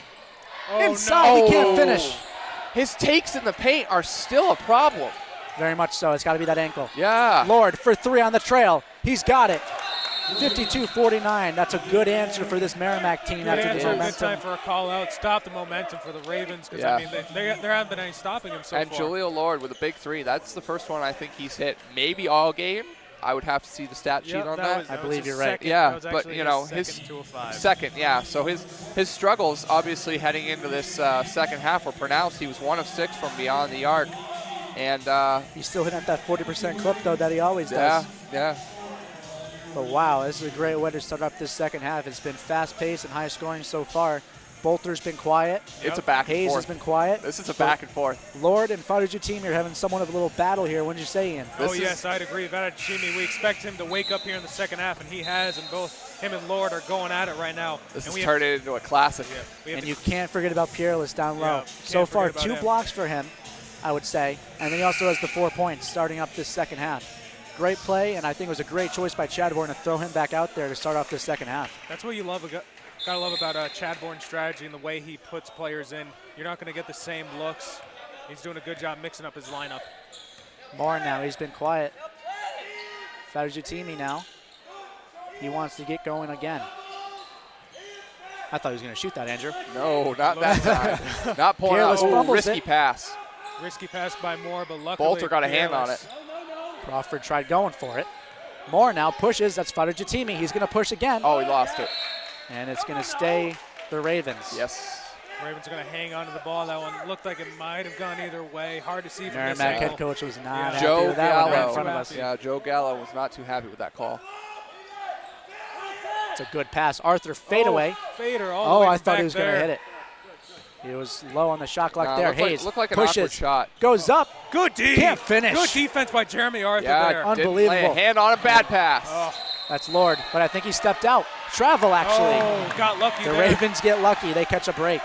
You got to slow down there. That's a very long and risky pass, and rightfully so. It got picked off there. And Can we turned talk the ball about the over. defensive play by Arthur there? Goes straight Yeah. up, doesn't have any, unnecessary contact, and Hayes does something fancy with the ball and too much spin on it. Yeah, and him and Peerless have both been going at it defensively. Peerless already with a couple blocks, and then Arthur there with very good defense. Arthur corrals that when he backs down. Joyner. Arthur can't get it off to the right by a lot. Joyner and Arthur going back and forth there defensively. Hayes, Bolter a trailing three. You've seen this show before. This time it misses. That was Little bit way too far. Little too far away from that one. Yeah, way too far. He's a good three-point shooter, but he's got to take his time with that shot, get closer. More. Oh, it's a fumbled there. You got to corral that one if you're Peerless. And he's going to get tagged with a reach in as well. Bolter, though, yeah, he a little bit of a heat check from the parking lot. Yeah. Yeah. That was not a great shot by Bolter, and I couldn't agree more with you, Ian. I just thought he was way too far off the line for that one. Could have shuttled it down. Ian, that was about the 4th time they ran that play, wouldn't you say? Oh, yeah, that's got to be the first miss. Yeah, the first miss for that for Bolter. And we have to keep an eye on Bolter as well because his season high is 25. He's at 16 right now, but has kept quiet in the first 5 minutes of the half. Joyner now. Top of the key, trying to get something going. Lord checks back to Crawford. Crawford, he's going to pull that one. Oh, that's a deep and three. It's an air ball. Yep. Somebody must have turned the fan on over there in the corner. Oh, yeah, they've had to. I can that one was very off. And both players really taking very deep threes, which they shouldn't be doing. They have a lead. Maybe try to play it to in the paint a little bit if you're Merrimack, because you don't have to take threes like that right now. Raven Nation loved that one, didn't they? Yeah, it's funny. It's funny how teams seem to rush shots in this type of situation, especially here when at they're the field house. Yeah. It's got to be maybe the crowd getting to it. They've been loud on and off, but it's all depending I think they want to quiet him down and take that shot that makes him, go silent all of a sudden. But unfortunately, they have not worked out. When you miss shots like that, that's when you lighten them up. Peerless tries to drive in on That's Joyner. Faciero. Faciero, my bad. That's his first bucket of the day. We'll forgive you there, Faciero. Yep, you said it. His first bucket. Now this is just a 1-point lead for Merrimack. Hayes has to get something going now. He wants to bring the energy to the court. He stares down Fadujatimi. Ooh. Gets down low. Hayes. No look past the Bolter, or to number 4, actually, for Merrimack. There's Joyner. Joyner, a good move and an open shot. Great take.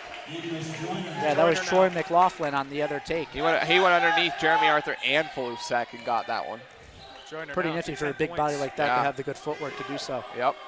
Jeremy Arthur. Falusek in the corner, gets blocked. Hayes. Who was that? Corrals Joyner, the big man there, blocked that one. McLaughlin for 3. His first take, no good, but it's going to be a rebound by the Ravens. Unbelievable. Moore pushes. I don't know how Jeremy Arthur was able to do that. But he blows the layup. He had Falusek wide open in the corner as well. He wanted to take that himself, and he almost back had the other way, though. Watkins can't good finish block. as well. Joyner down low. He's got the rebound and a travel. Wow, the Ravens are getting lucky. Doyen Fadujatimi forced that one as he blocked number 5 on the Merrimack team. Watkins. And at that point, I believe it was Idris Joyner on the ground just holding onto the ball, and they'll call him for the travel. Andrew, check who just checked in. Oh, is that Van Oostrom? That is Van Oostrom, and Bradbury also check in. Oh, boy. A defensive set for Chad Chad Bourne. You do not want to see Andrew's face right now. Yeah, he's not too happy. Well, it's all fun and games over here. Hey, I defended the man's 4 points, did I not? You did. I respect that. I guess you did. Oostrom inside. Oh. Corrals it. He Bad pass. No almost look to the lost corner. it, though. Hey, but he didn't, though. He didn't. Oh. And he's going to the line. A fancy no-looker there by Oostrom. Actually, I think it's an offensive foul. It is. It's going to be called for a charge, I thought. Yeah, the Merrimack bench was pretty excited about it.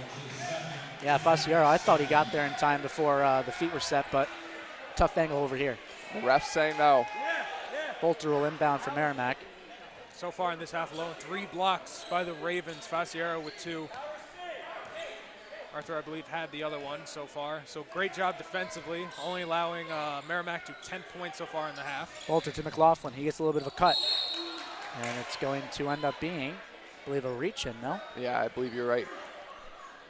And they got lucky there because Bradbury blew his assignment on top, and that was a wide open McLaughlin. Defensively, Bradbury struggles sometimes with his assignments, so we're going to have to keep an eye on that as he's in this game. Joyner now is on Jeremy Arthur. The size difference is insane, seeing how Arthur is still a huge And there's guy. the matchup, Doyen versus Hayes. Let's see how that plays out. Bradbury covers McLaughlin inside. A little high shot. Can't get it, but Faciero with a great rebound. Sam Van Oostrom now going to push the floor. Fadujatimi wants this one. Over to Arthur in the corner. Over to Bradbury. Fadujatimi's open, takes the 3 and makes what it. What an incredible shot by Doyen Fadujatimi.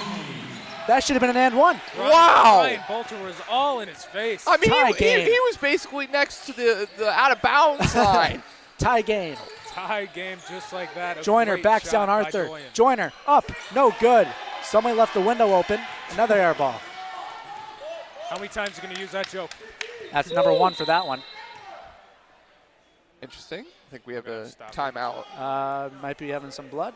Yep. Yeah. I believe so, yeah. I think Joyner got cut. Elbow. 13:07 to play. 54-54. Sam Van Oostrum. And let's touch on the ball movement there. I Yeah, thought that there was some fantastic. great ball movement. Sam Van Oostrum getting it over to Jeremy Arthur, who then gets it over to Bradbury. Bradbury back to Van Oostrum, then quickly over to Doyen, and then bang. At one point, right when Doyen got that, you knew he was going to pull it. You knew it. I was skeptical. I wasn't sure what he was going to do with it. When he pulled up, I was like, oh my goodness, deep three, Yeah. and he hit it. And there was some contact too. I love when they prove me wrong. That's for sure. You gotta love that confidence that Doyen has, that Yeah. far away, and with someone in his face like. And yeah, Both his are there. three game is back. And also with a 36% mark on his record. No, just confidence. He doesn't care. He's gonna take that shot no matter what. His three game is back. I just want to see him get in the paint more and get those strong takes back because he hasn't been able to hit on any of them. Oh, a great pass inside. Risky pass. And there's another risky pass. Vasario commits a turnover. Hayes inside. Hayes gets blocked! But it's goaltending. Vasario That's goaltending. got there a fraction of a second too late. He almost made up for his turnover, but wow, that got the fans up. Gotta love that effort and his hustle to come back. Unbelievable. The athleticism on display. He was one step in from the free throw line when he took off. He was. 2-point game. I don't know about that, though. You see LeBron James make blocks off the backboard. How is that any different? Because he's not LeBron James. Oh, there it is. Well, there it is. Bradbury oh for my three. Goodness. He connects. Bradbury, gotta love it. Let's go. His first points of the game, and it's a deep three. 57-56. David Bradbury Jr. with a three out of nowhere that I did not see coming. He's in his bag. McLaughlin kicks up to Watkins. Watkins has some room. Bradbury gets switched. They like this matchup. If you're Merrimack, and takes just it off the front of the rim. Oh, nice rebound, though. Hayes, wow, he kind of crossed up Fadu Jatimi there. Oh. Missed. And then he gets the rebound. Almost got They're pushing hard rebound now. Good job by Doyen to slow it down rather than try and transition and go quickly down the court. And Ostrom looking to make something happen again. Another good pass. Good no-look Vasario pass. gets He got blocked. though. He got blocked. Vassiero. That is the freshman, Connolly. Connolly said, you're not Fantastic going block. anywhere with No, that one. you're not going up for another That was three. a rare three by Vasario. And Yeah, Connolly you don't is see just that about too the same often. size as Sam Van Oostrom. I believe Yeah. he is huge out there on the court. Large wingspan. I believe 6'5". The Van Oostrom, I believe the Ravens will hang on to the ball after that. It's funny, I'm 6'5", and I go out there and look at these guys and still think they're taller than me. 57-56, 12:01. The Ravens have a slight lead. This is only their second lead of the night. A deep pass, a deep crazy pass. pass. Man, World. And they get lucky with that one again.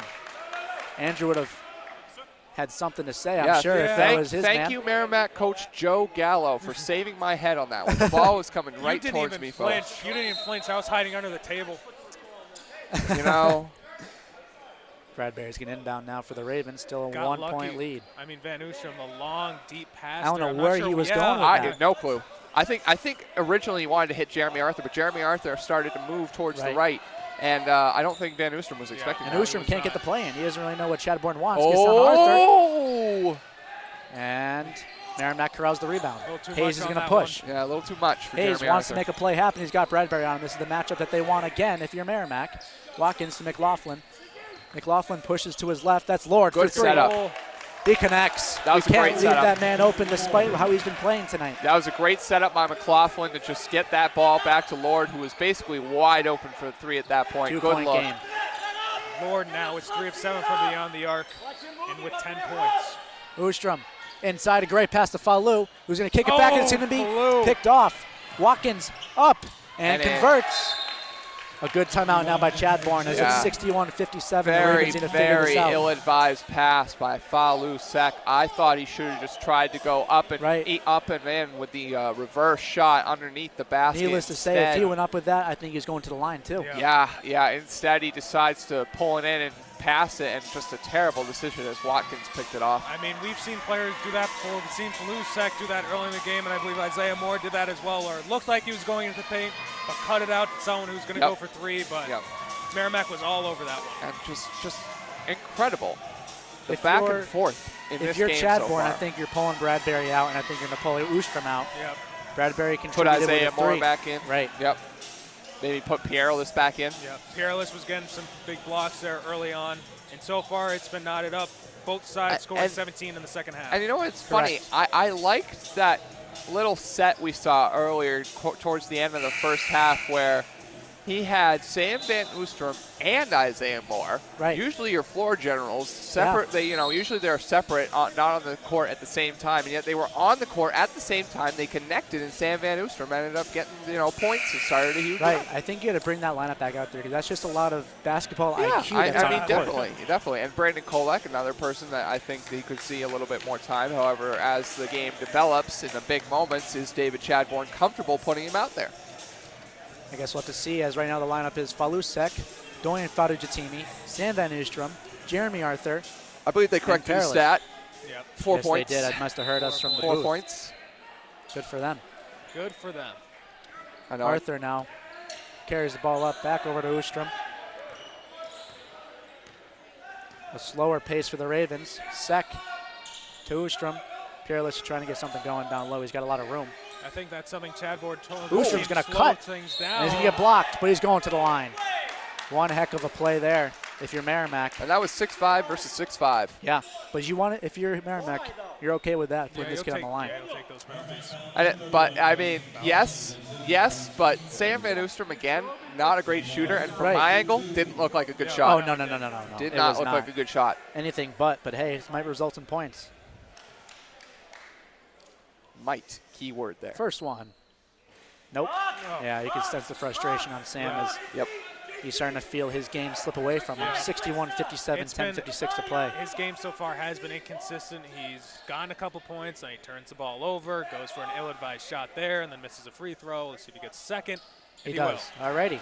So 61-58. It's a one-possession game now. Hayes struts his way past half court. Joyner's going to check back in. Same with Bolter, the next dead ball. Hayes finding a lot of room inside. Kicks it out to Crawford, who wanted to take that one badly. Oh, that's Off the foot of Pierless. Correct And call by Bolter the and refs there. Joyner check in. I'm sure Jamison Pierre thought otherwise, but it did, in fact, look like it went off his foot, so good call. Connolly and McLaughlin check out. They've got their true starting five in now. Merrimack feels good about this one. Hayes passes to Crawford near half. Lord has come alive in the second one. The same setup they've been trying to hit all day. Lord over to Bolter, a deep three.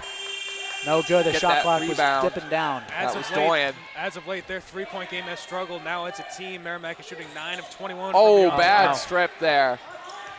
Doyen tries to make up for it, and they're going to be called for the foul. I should say good strip there by Merrimack, Khalif, Crawford, but, bad turnover by Dorian Fadutimi. You just cannot let that happen. No, but luckily Crawford decided not to go up with it, so it won't be a shooting foul. Instead, just a normal reach in. Yeah. That's now 16 turnovers for the team, 6 in this half, and 17 points off And turnovers. there's the Isaiah Moore, Sam Van Oostrum Right, but combination Dorian on the court. Fadutimi is no longer on the No, court. he is not, yeah. That's a big player you want out there. So maybe it's time to get Falou Sek and Jeremy Arthur going. If you're Pierless, you can't forget about Joyner in his 3 game. Yep. He's only made 10 on the year, but he's only taken 22. Yep. Crawford finds a lane, goes up, good defense, and they can't finish the play. That was great defense by Oostrom. I don't understand Van how Oostrom with his that one arms gets in the called. air, showing And, visible frustration. I'm not sure why he got the call. Coach David Chadbourne is wondering how in the world Hayes was able to get all the way up to the basket. Yeah. Finesse his way through traffic, and he's going to find his way to the line.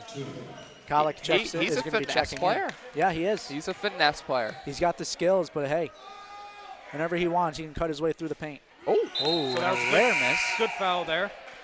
Hayes misses his first one. Oostrom checks out. In comes Kolek. Is that his first or is that his second miss? I thought he missed one earlier in the game. He's 1 of 3 right now from the free throw line. Yeah. And let's see yeah. if he connects.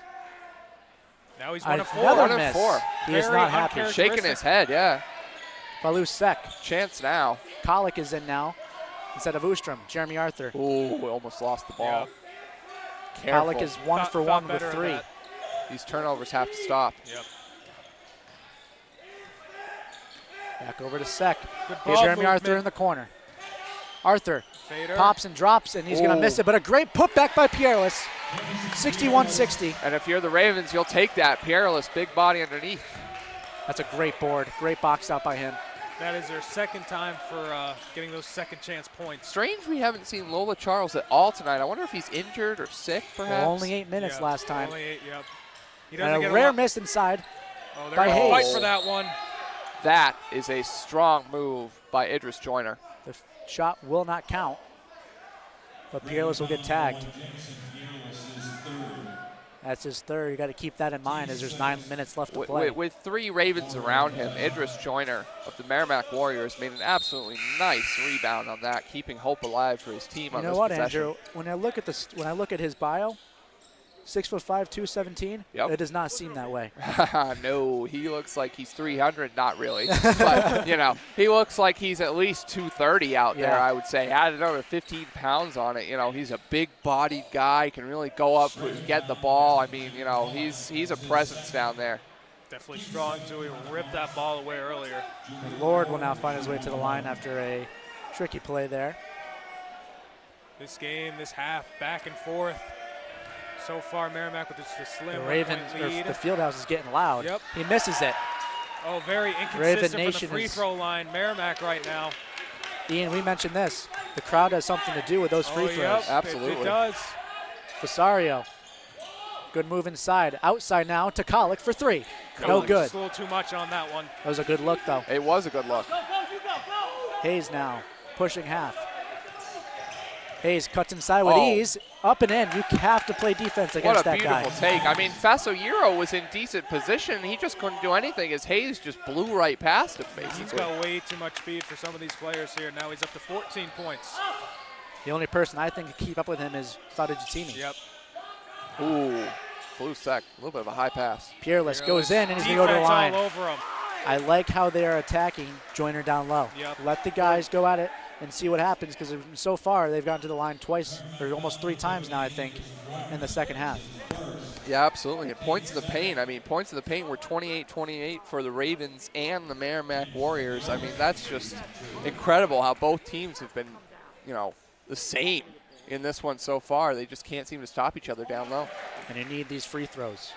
63-61, he made the first. He's a pretty decent little free throw shooter for a big man. I like that. Give him his credit. It's nice. Connects again. Fearless, 63-62. You got to. You have to. Yeah. Like I give credit to Sam Van Oosterman, how he gets those 4 points. I'm not sure about that one. Oh, come on now. Come on now. I'm just pointing out stats. 9th in the NE10. I hope you at least say hi to him when you see him in the halls. I do. I do, actually. I said hello to him walking into this broadcast. Alrighty. We'll take it with a grain of salt. Oh, a very ill-advised throw there by Joyner. Throws that to no one. Goes right out of bounds. Well, the thing that happened no there, he one, was tripped up. But Crawford got tripped up. Yeah. I thought the play was going to Crawford. Unfortunately, just got tripped up, and the ball went out of bounds. Most definitely. I think if you were to connect with that, that's an easy look inside. I agree. Interesting how that transpired.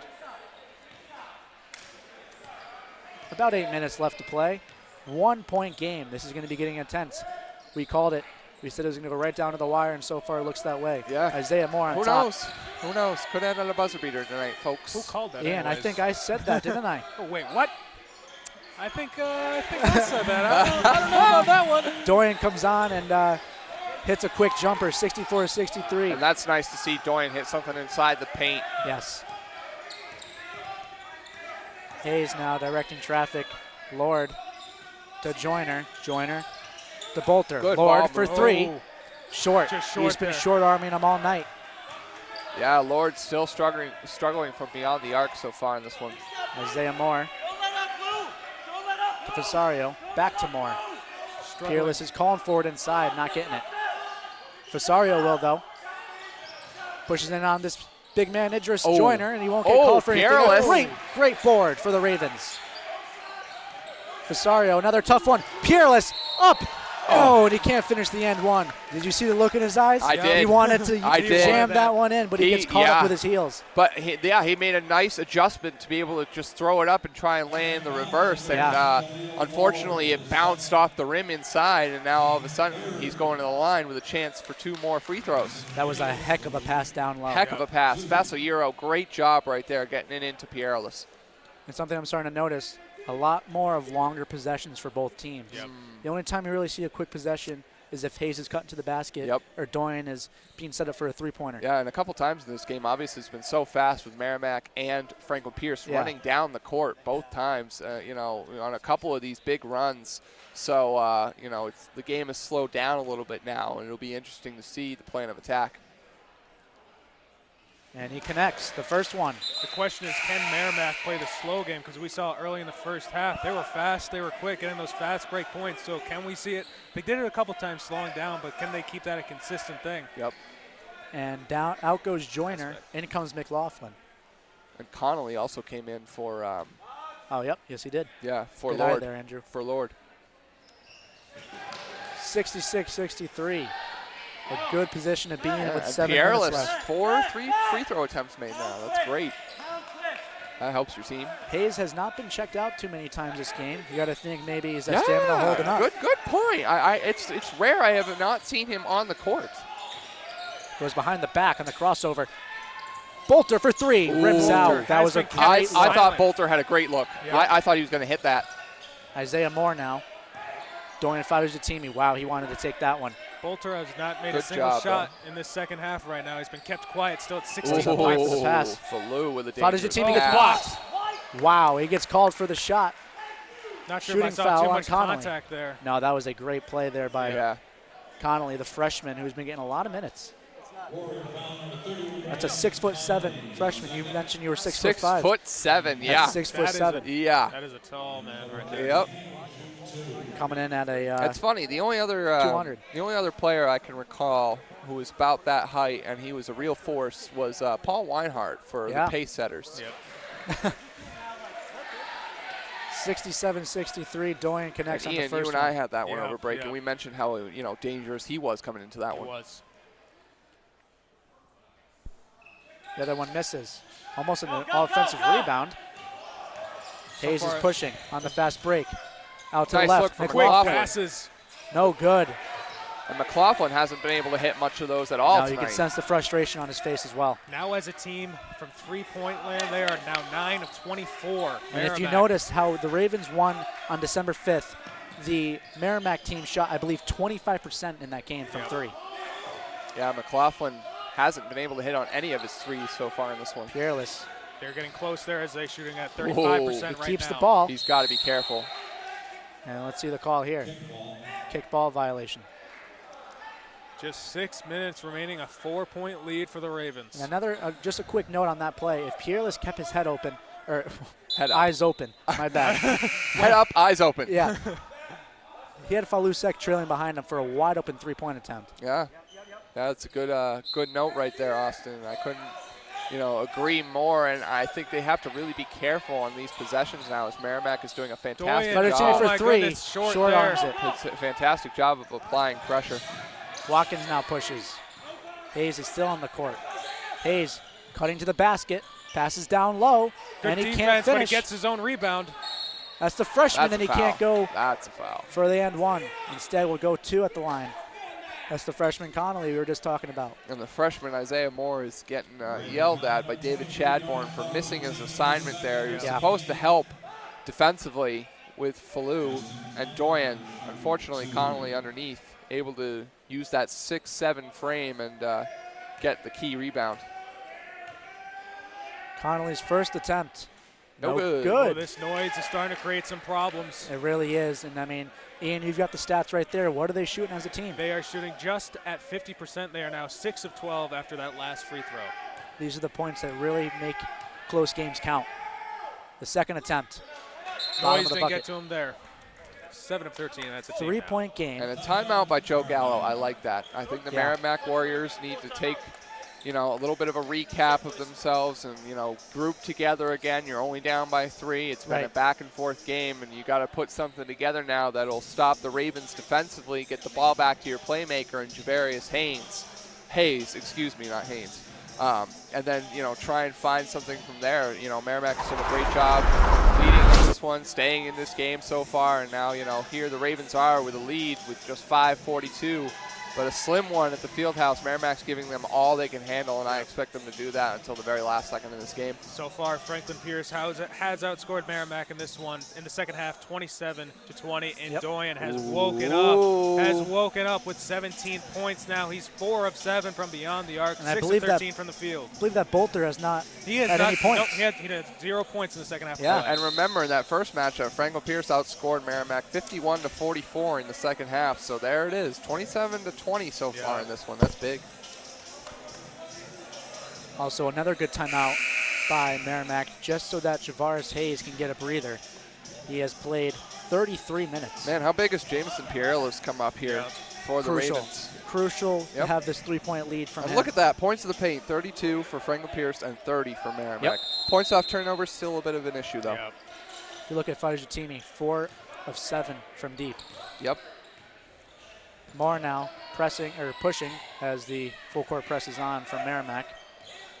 Jeremy Arthur. Just 6 of 13 overall though. That speaks to his troubles inside in the paint. Most definitely. And there's Fadujatimi. Let's see if he's going to pull back here. Isaiah Moore on the left. A good pass by Moore to second. It's going to be a wild shot. It did not look good from the jump, and it's going to result in an out-of-bounds play.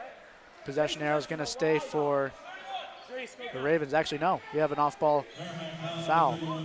Yeah, that's interesting. On 31. Connolly, the freshman. Connolly, yeah. I didn't see anything. Did you? I did not see what they called it on. Over the back, maybe? Yeah, maybe. And Joe Gallo is also wondering what his player did, That's the only thing I can imagine was over the back. That's the only call I could think of Yeah, right now. I'm a little shocked by that call. I don't know what happened. Peerless to Jeremy Arthur. Arthur's been very quiet ever since the first half. The beginning of the first half, I should say.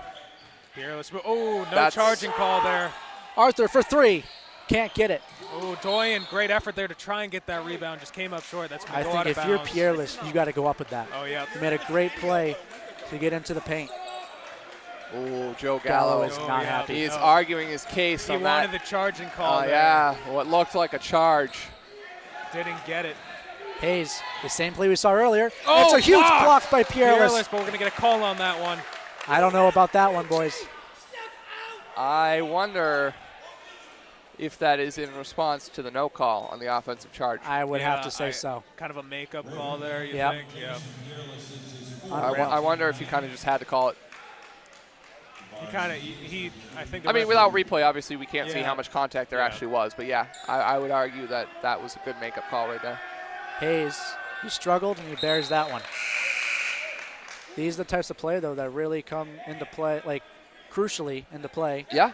With such a tight game with underneath 5 to play. And Haynes now in crunch time, I think you can expect him to come alive. Come alive here. He's now 2 of 5 from the free throw line. His second shot, a lot of noise, and he's going to miss. Interesting. Inconsistent as a team from the free throw line right now, Merrimack. Sam Van Oostrum is back out there. Yeah, they absolutely need those points. It's maybe the difference so far in this one. Interesting substitution by Chadbourne. Peerless is going to be taken off, and in comes Oostrum. Peerless has had a spectacular second half. So there's that Isaiah Moore, Sam Van Oostrum combination. Doyen for 3. Wow, for a 4-point play. Doyen, that was huge. Unbelievable shot. Once again, now up to 20 points. Doyen Vatachumi there after that. Wow. Bucket. That one looked good from the jump. Oh, yeah. Wow.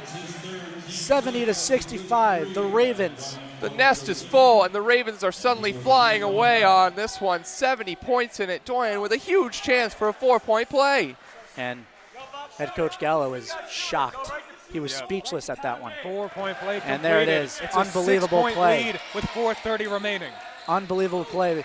Also, just to reiterate, Merrimack is 16-7 on the year. And you know what? The Ravens are 12-11. Doyen was going to have to come up big for the Ravens to even have a chance in this one. And guess what? Watkins up and in. Guess what? He's got 21 points in this one. Unbelievable. And I believe now he is 5 of 8 from deep. But there's Hayes. Nice response for the Merrimack Warriors. Arthur to Oostrum. Oostrom's got a lane. He's going to push it. He will, but he can't finish the play. Going to get travel call. He's going to be charging. Or charging. My apologies. Oostrum is He will walk off the court now. In comes Fasario, I believe. Yep. 4-point game with 4:10 to play. The Ravens have come alive in the second half. They were down by as much as 11 in the first half and rallied back. This team has fight. They came all the way back. They never quit. Now they have a lead here with just over 4 minutes. The top highlight of the night has to go so far to that Fadajatimi 4-point play. Yep. That's been huge so far. Biggest play is we'll have a short timeout here. It's pretty crazy to acknowledge the fact that. Can you feel the tension right now? Oh, of course you can. In this stadium, in the field house, I think, you know, it's so thin. You could drop a freaking needle. Yeah. And you could hear it hit the floor because, you know, this crowd is just wondering how this game is going to end up with just 4 minutes and 10 seconds remaining. You have the three-point shooters on Merrimack of Bolter, who has been spectacular in the first half. He's been a ghost in the second half. Lord has kind of come alive in the second half, hitting a couple threes.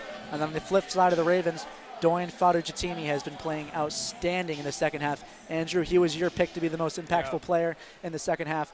My pick, of course, Isaiah Moore, has been quiet, a couple assists here and there, but so far, Chad Bourne has gone to the game that he's wanted and the lineup that he's wanted, and so far, it's looking really, really good. Yeah, and Isaiah Moore had double digits, but they took 2 points away from him and gave them to Sam Van Oostrom. That's where they put the extra 2.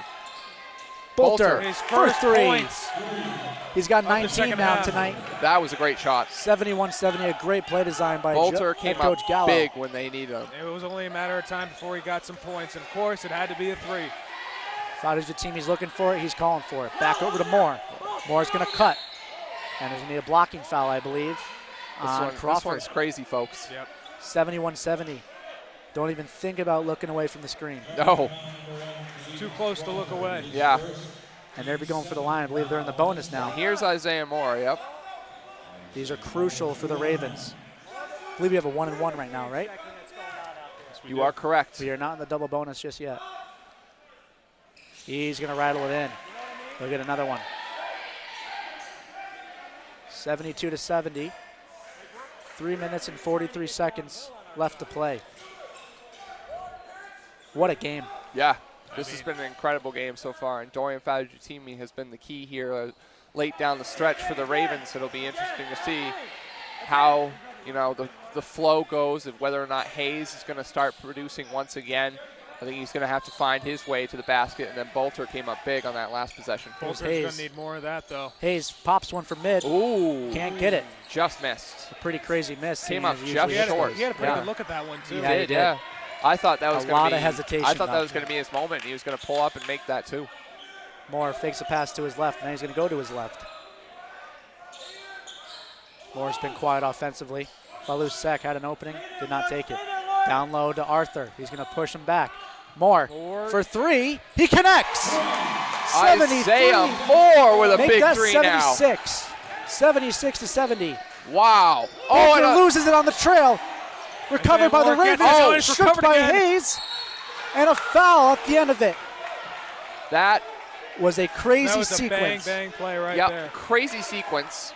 But all the credit in the world to Hayes for sticking with the ball, taking it away, and then getting fouled now for a chance to get 2 on the board. That was a great job by Hayes. Hayes not for a second gave up on that one. No way.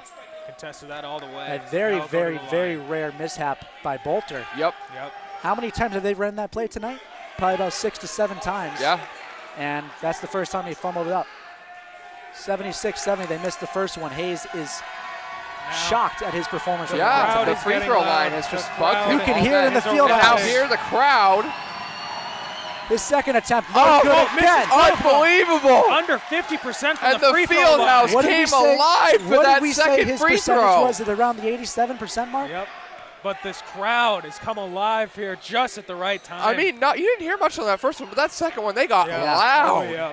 2:40 left to play. It's a 6-point game. Isaiah Moore trying to direct this offense. He's been great. Down low to Jeremy Arthur. He's got an opening. Is he going to take it? No. Dishes out to Fadajatimi for 3. And 1 again! It's a 4-point play! 79-70. It's another 4-point play for Doyen Fadajatimi, the team leader for the Ravens. Erupting here in the second half of play. Now up to 24 points. He is now 6 of 9. From 3-point land. Unbelievable. And a chance for a 4-point play, making this a 10-point game if he can get this one. Unbelievable. The clutch shooting by the Ravens. Isaiah Moore, And Doyen he does it. It's a Fabio-Timi. 10-point he game does with it. 2:28. That might have been the nail. That, don't. I'm going to say it. Oh. I'm going to say it. Don't take I'm that going to back say right it. now. Nope, I'm saying Merrimack it. has It's a great block. chance. A block by Jeremy Arthur. And Gallo is absolutely stunned at the Back no to call. Arthur. Arthur's going to push. Oh, bad And answer. another Got deflected. Going back on turnover. the Good court. pass ahead for Lord. Lord Carouse. Wow, he wanted to shoot it. He did, Hayes but great job to pulling up. Bolter for three. Can he get it? No good. No. Rebound, Fasario though. with it. He's going to push. He's got Fudge He's to got his Doyen. left. Got Doyen on the corner. He's Pass got it. He will. Fakes it, goes back Fudge up. and in. Off the 82 glass. to 70. It's a 12-point game, 155 and counting. Unbelievable. I cannot believe. They're going to do it again. Oh, Blocking foul. Yeah, that's a blocking foul. His feet were Unbelie- not the set right Fieldhouse. there. That was the first time tonight that we had people up on their feet. oh yeah. And what did I say Doyen. coming out of the Yep. halftime that this looked like it could be the What does he have Ravens right game? now? The Ian, Ravens game. What does he have right now for points, Doyen? Doyen, I believe he's up to now 24 points. Unbelievable. 24 points away. No, Oh, wait, I no, mistake no, that no, 25. no. 25. Yeah, 'cause 25. on that 4-point play, Yep. it's 25. Because he had Guys. 21 before Yep, that. yep, Let's take a look who's at the line now. Hayes. Hayes has been- missed his last two, and as a team, they have struggled from the free throw line. They are under 50%, 8 Yep. of 17. The Merrimack morale But is just shot. remember, at half, I just felt like this was Yeah. the type of game that could go the Ravens' way. It And that's reminds you- exactly this what is- happened. This is almost exactly reminiscent of December 5th. Bolter was not shooting as well as he did in that Yeah. first half. Doyen came on in the second Yeah. half. What a game. Hey, guys, is this crowd getting loud again? Here's the crowd again. Hayes from the line, the first one. Oh, no in good and out, again. Can't get it. This is incredible. This team is I depleted am right just now. absolutely stunned at the turnout, at the fan enthusiasm. This is the most excited I think I've seen the Fieldhouse in a long time, He's folks. missed his last three. Can he get his? Can he? He And will. he does bury it. But wow, unbelievable. Oh, long pass I've there. never seen a player look so rattled at the line Yeah. This like he crowd is. and it's a foul on Merrimack. That's all they can do right now is just Yeah. foul. Minute and 41, 82-71. time is just ticking away. I said it at 2:20. That was a nail. Hey, I was confident enough to say it then. I'm confident enough to say it now. Absolutely. How can you not be confident at this point 82-71. if you're the Ravens? Chad Bourne, a heck of a coaching display on tonight. did a great job all night mixing up his players, keeping his players fresh. Yeah, it's been an incredible job so far by the Ravens. I mean, to Merrimack's credit, they did a great job on the fast break, transitioning. They came into this game very much the faster team. But whatever David Chadbourne has been able to do in the second half of these games against Merrimack, it has produced points for the Ravens and a much better job Hayes limiting. inside. He Hayes falls falls down, down. traveling. The Ravens are flying here tonight. Yes, Hayes sir. is rattled. Hayes is, as of recent, 1 of 4 from the free throw line and then slips up there, gets the travel Idris call. Joyner is not happy with a rant to himself as he walks off the court. This game has just slipped This- away from Merrimack, and this- Franklin Pierce has taken full advantage. This could be their best, most complete Yes. effort so far against a Of the team. entire season. This is huge as far as playoff Doyen. implications are concerned. To Fasario on the left. Getting double teamed. Is he going to get fouled? He's getting trapped. Gallo is not happy. Nope. Head coach for Merrimack. I mean, incredibly enough, just think about this. Franklin Pierce is just 2 games out from Bentley in Yeah. terms of conference record. Right. And you're 3 games out from Merrimack. Yeah. A win here pulls you within 2 with Merrimack. And then depending on what happens with Bentley, who knows? Unreal. Yeah. They're on the brink of taking on the hottest team in any 10. Yep. An unreal performance 4 straight by, wins. by Doyen Yep. Vatachumi. Also 27 8 and points. 2 in their last 10 And games. let's there. not forget, Bentley is the last game for the Franklin Pierce Ravens this season. So That's it is on the huge. road, though. It is on the road. And Rocky's having himself one heck of a night. Yep, he has. He should. And, again, we'll mention this as I think we did earlier pregame. 4-game win streak here for Merrimack in which they've scored just under 70 points per game and only allowed 54 points per game. It's pretty impressive. You know what else is impressive? Merrimack held St. Anselm up to 39 points in the previous Exactly. game. And the Ravens have hung 84 on them tonight. Yeah. The Ravens only average. It makes all the difference. Average 82. It makes all the a game. difference when you are on the road, though, doesn't it? Yeah, And does. you've seen what may be the most incredible turnout here at the field Of the house year. all season. Yep. Definitely of the year. Yeah, at least, since I've been here at Franklin Pierce, this is one of the greatest crowds I think we've ever seen. Yep. And, they've come in, they've provided the oomph, and the free throw percentage for the Merrimack Warriors has suffered. A great decision, because and of it. Arthur goes up, back to Falou, and it's up and in. And they're 86-71. They're just making all the right decisions now. Yep. They're twisting They're the passing. dagger. Oh, good. A good move inside by Crawford, but can't finish the play. Joe Gallo's praying for a jump ball for Merrimack. I don't think he's going to get it there. Traveling, though. Yep.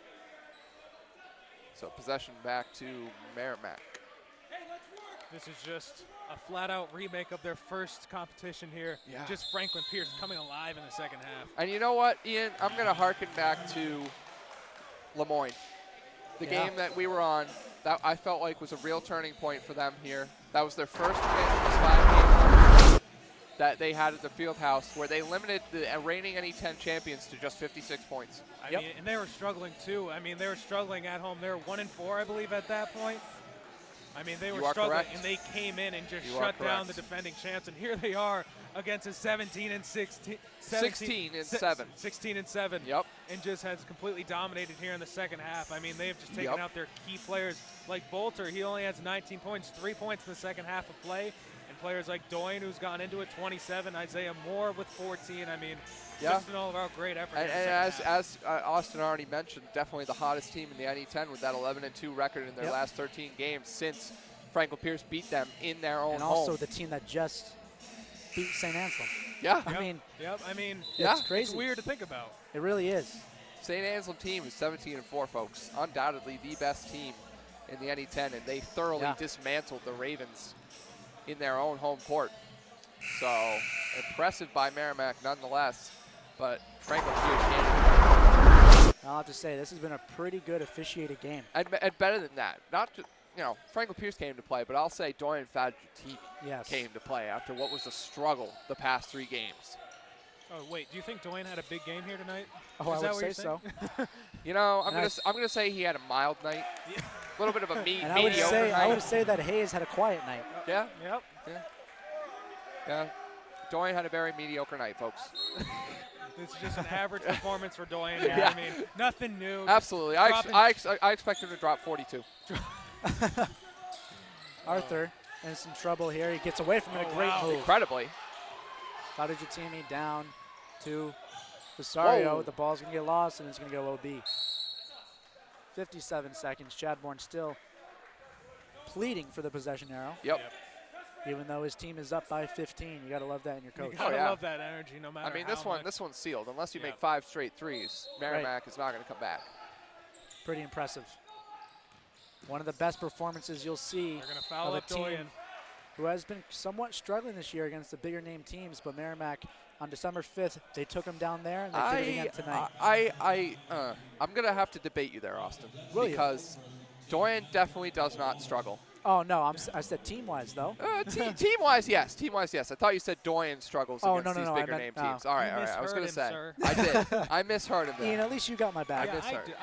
You've got my back like we've got Sam Oostrom's back. Yeah. Oh, my goodness. Oh, man. I've been double-teamed, folks. Yep. That's what happens. 87-71. Fadjativi is going to add to his totals here. 88-71. But what a seconds. confidence builder heading into what we expect a late playoff run here for the Franklin Pierce Ravens. Obviously, we'll have to see what happens come playoff competition time. But, we looked at this a couple games ago to where the schedule didn't look promising for the Ravens as they had those tough games against St. A's, against Merrimack, against Stonehill. Stonehill is 12-12 overall, so not an easy team you're going to have to beat. Southern New Hampshire, Bentley, but now it's looking a lot more favorable. It is. It definitely is. Falou's having trouble getting in, but he finally does. Arthur to Sek. Sek, a deep pass to Vasario. He gets it in. Back as he was trailing LB. Watkins to Lord. Lord up, and he finishes that one. They're trying to keep it interesting here with 74. 38 seconds left. Or 76, rather. Sario just trying to push this past half court. And he does. Ooh, you got to call that one, and they do. Sario was not happy. It was kind of a late call there. Definitely had a lot of contact there early. 12-point game with 27 seconds left. Player of the game is going to be going to Fadu Jatimi.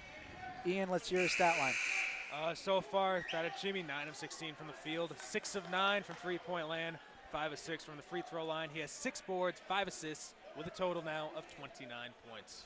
Unbelievable, and you would love to see him to, just get on the line one more time. Let's make it 30. Yeah. Sario rims out. He's coming very close to his season high of 33 points, which he had against St. Michael's back in November. Not sure if he'll get it tonight, but still an all-around dominant performance. And just think about it. 8 of those points came off of the 4-point plays. You saw 2 of them tonight. It's hard to see one. We've seen 2 by the same player. Yeah. Hayes gets called there. This is definitely a good sign, though, for Franklin Pierce. Oh, without a doubt. 13 and 11 is where you'll move up to now. You'll be 9 and 8 in the conference, and then on top of that, you've had 7 straight winning seasons, and now it looks as if David Chadbourne's squad is well on their way to what could be an 8th consecutive winning season. And it didn't look like that early on, did it, Andrew? Nope. Back in winter break when they were struggling, they were 1 of 4 coming in, going against a defending chance. They knocked them off. Then they came in again and beat New Haven later on this season, and now beating a team like Merrimack. That said something to the rest of the conference. Yeah, absolutely. Sorry, it's just whether or not they'll be able to continue their play on the road. Yeah, that's going to be huge here going forward. And I'm sure we'll mention that post-game. Yeah. 9 seconds, Merrimack bleeding this one out. Yep. But that third best offense in the NE10 came to play tonight, did it not? Just a smile by Dorian Fadajutimi. He gives us a quick look over at the booth. Oh, Doyen. Doyen, he came 1 away from 30. So close. 1 away from a 30-point game. Like I said, mediocre. Okay. Why don't you say that louder? All I right. can hear it. If that's mediocre, then Sam Van Oostrom is the MVP. Oh, he hit your back with that. I knew he was going to. Oh, boy. Oh, boy. It's like saying Peyton Manning should have been MVP of Super Bowl 50. Oh, he was. Oh, my God. Ooh, it's a deep 3 air ball, or off the backboard, rather. And there it is. The Ravens win it. Knocking off Merrimack. Unbelievable. 89-76. Hello, folks. That was an incredible victory by the Franklin Pierce Ravens. I cannot say enough good things. Even though you two have been bashing me saying I have not, we will show post-game the true stats. But no, yes, what an incredible game. What a great game to be on with both of you. Oh, it was a special one. That was fantastic. Austin. The player of the game, and I think the best player overall, Dorian Fadujatimi. Really? Oh, it might have been. It might have been. I mean, 29 is, it's kind of subpar, but hey, we'll still give it to him. Mediocre. And no, I was going to say, I'm done joking around, folks. Dorian Fadujatimi came up exactly the way I expected, or maybe not expected, but the way I called him to at the end of that first half. I said he was going to be the player to watch, him versus Hayes. Guess what? Dorian had a great second half performance in which he was able to rack up the stats and end with 29 points, including a pair of 4-point plays, deep 3-pointers being made. I mean, that was just an incredible performance. Easily his best performance in some time. Obviously, the 3 games that were, a tough struggle of 7, 2, and 12, respectively. I really thought that, he didn't look himself in their last matchup. I was definitely wondering if that ankle was bothering him. There were a couple plays, the slam that he made, that I was like, all right, I'm starting to see Dorian come back. Right. And then tonight against Merrimack, there was no question in my mind that it was going to have to be Dorian. It was going to have to be Falou. One of those two was really going to have to come up big for this team, and guess what? They did it. Dorian Fadujatimi, who I have said all season long is the fire starter for this offense. Without a doubt. The 10th best player in the NE10 in terms of points per game. Yep. He came through and shined bright tonight at the And he also Fieldhouse. outdueled Hayes. Outdueled Hayes by a long shot. He outdueled Hayes. I mean, I think it's safe to say that Hayes, towards the end of the game here, he was rattled. I think Oh, we can say that. oh, Definitely- absolutely. definitely at On the free line. throw line. 100% concur. Struggled. He was 100%. 4 of 11. That I is- mean, that is saying something. And Bolter, he went quiet. That's Yeah. saying That something. entire That's a credit to second this half. entire field house, folks. Yeah. The crowd showed up. I hope we had good shots for you because, man, that crowd was beautiful. It was something special to see. It was, and also, definitely. I think you have to take a mound of this confidence and a mound of this, how big this win is. It's all on Chadbourne in my eyes. The way that he eliminated Yeah. Bolter in the second half was special. What was it? 1 make of 3 points in the second half? I believe he had just 3 points in that Yep, second half. He finished had with 16 19 in that first. Yeah. So Hayes was limited to the 19 points, the 4 of 11 free throw shooting. Again, I'll go back to Dorian real quick. Look at the numbers. Oh my God. The 3-point shooting, 6 of 9. You can't get much better than The that. free throw attempts, 5 of 6. Your biggest player came through in home court and secured your biggest win of the season. And look, David Chadbourne at half, he mentioned how they were going to have to limit Merrimack in the paint. Yep. Didn't happen because both teams ended up scoring 36 points respectively in the paint. Right. The points off turnovers allowed Merrimack to stay in this game for a long time, I thought. You saw the bench come up big, 15 points for Franklin Pierce, where you saw Fasayiro, where you saw Van Oostrum provide a couple of key buckets, far and away from a triple-double, as Pat Seavey, my previous color commentator, thought he might have, folks. Nonetheless, though, credit to him for having a decent game shooting-wise. Still, I'd like to see him cut down on turnovers, but overall, Jamison Pierless, huge spark.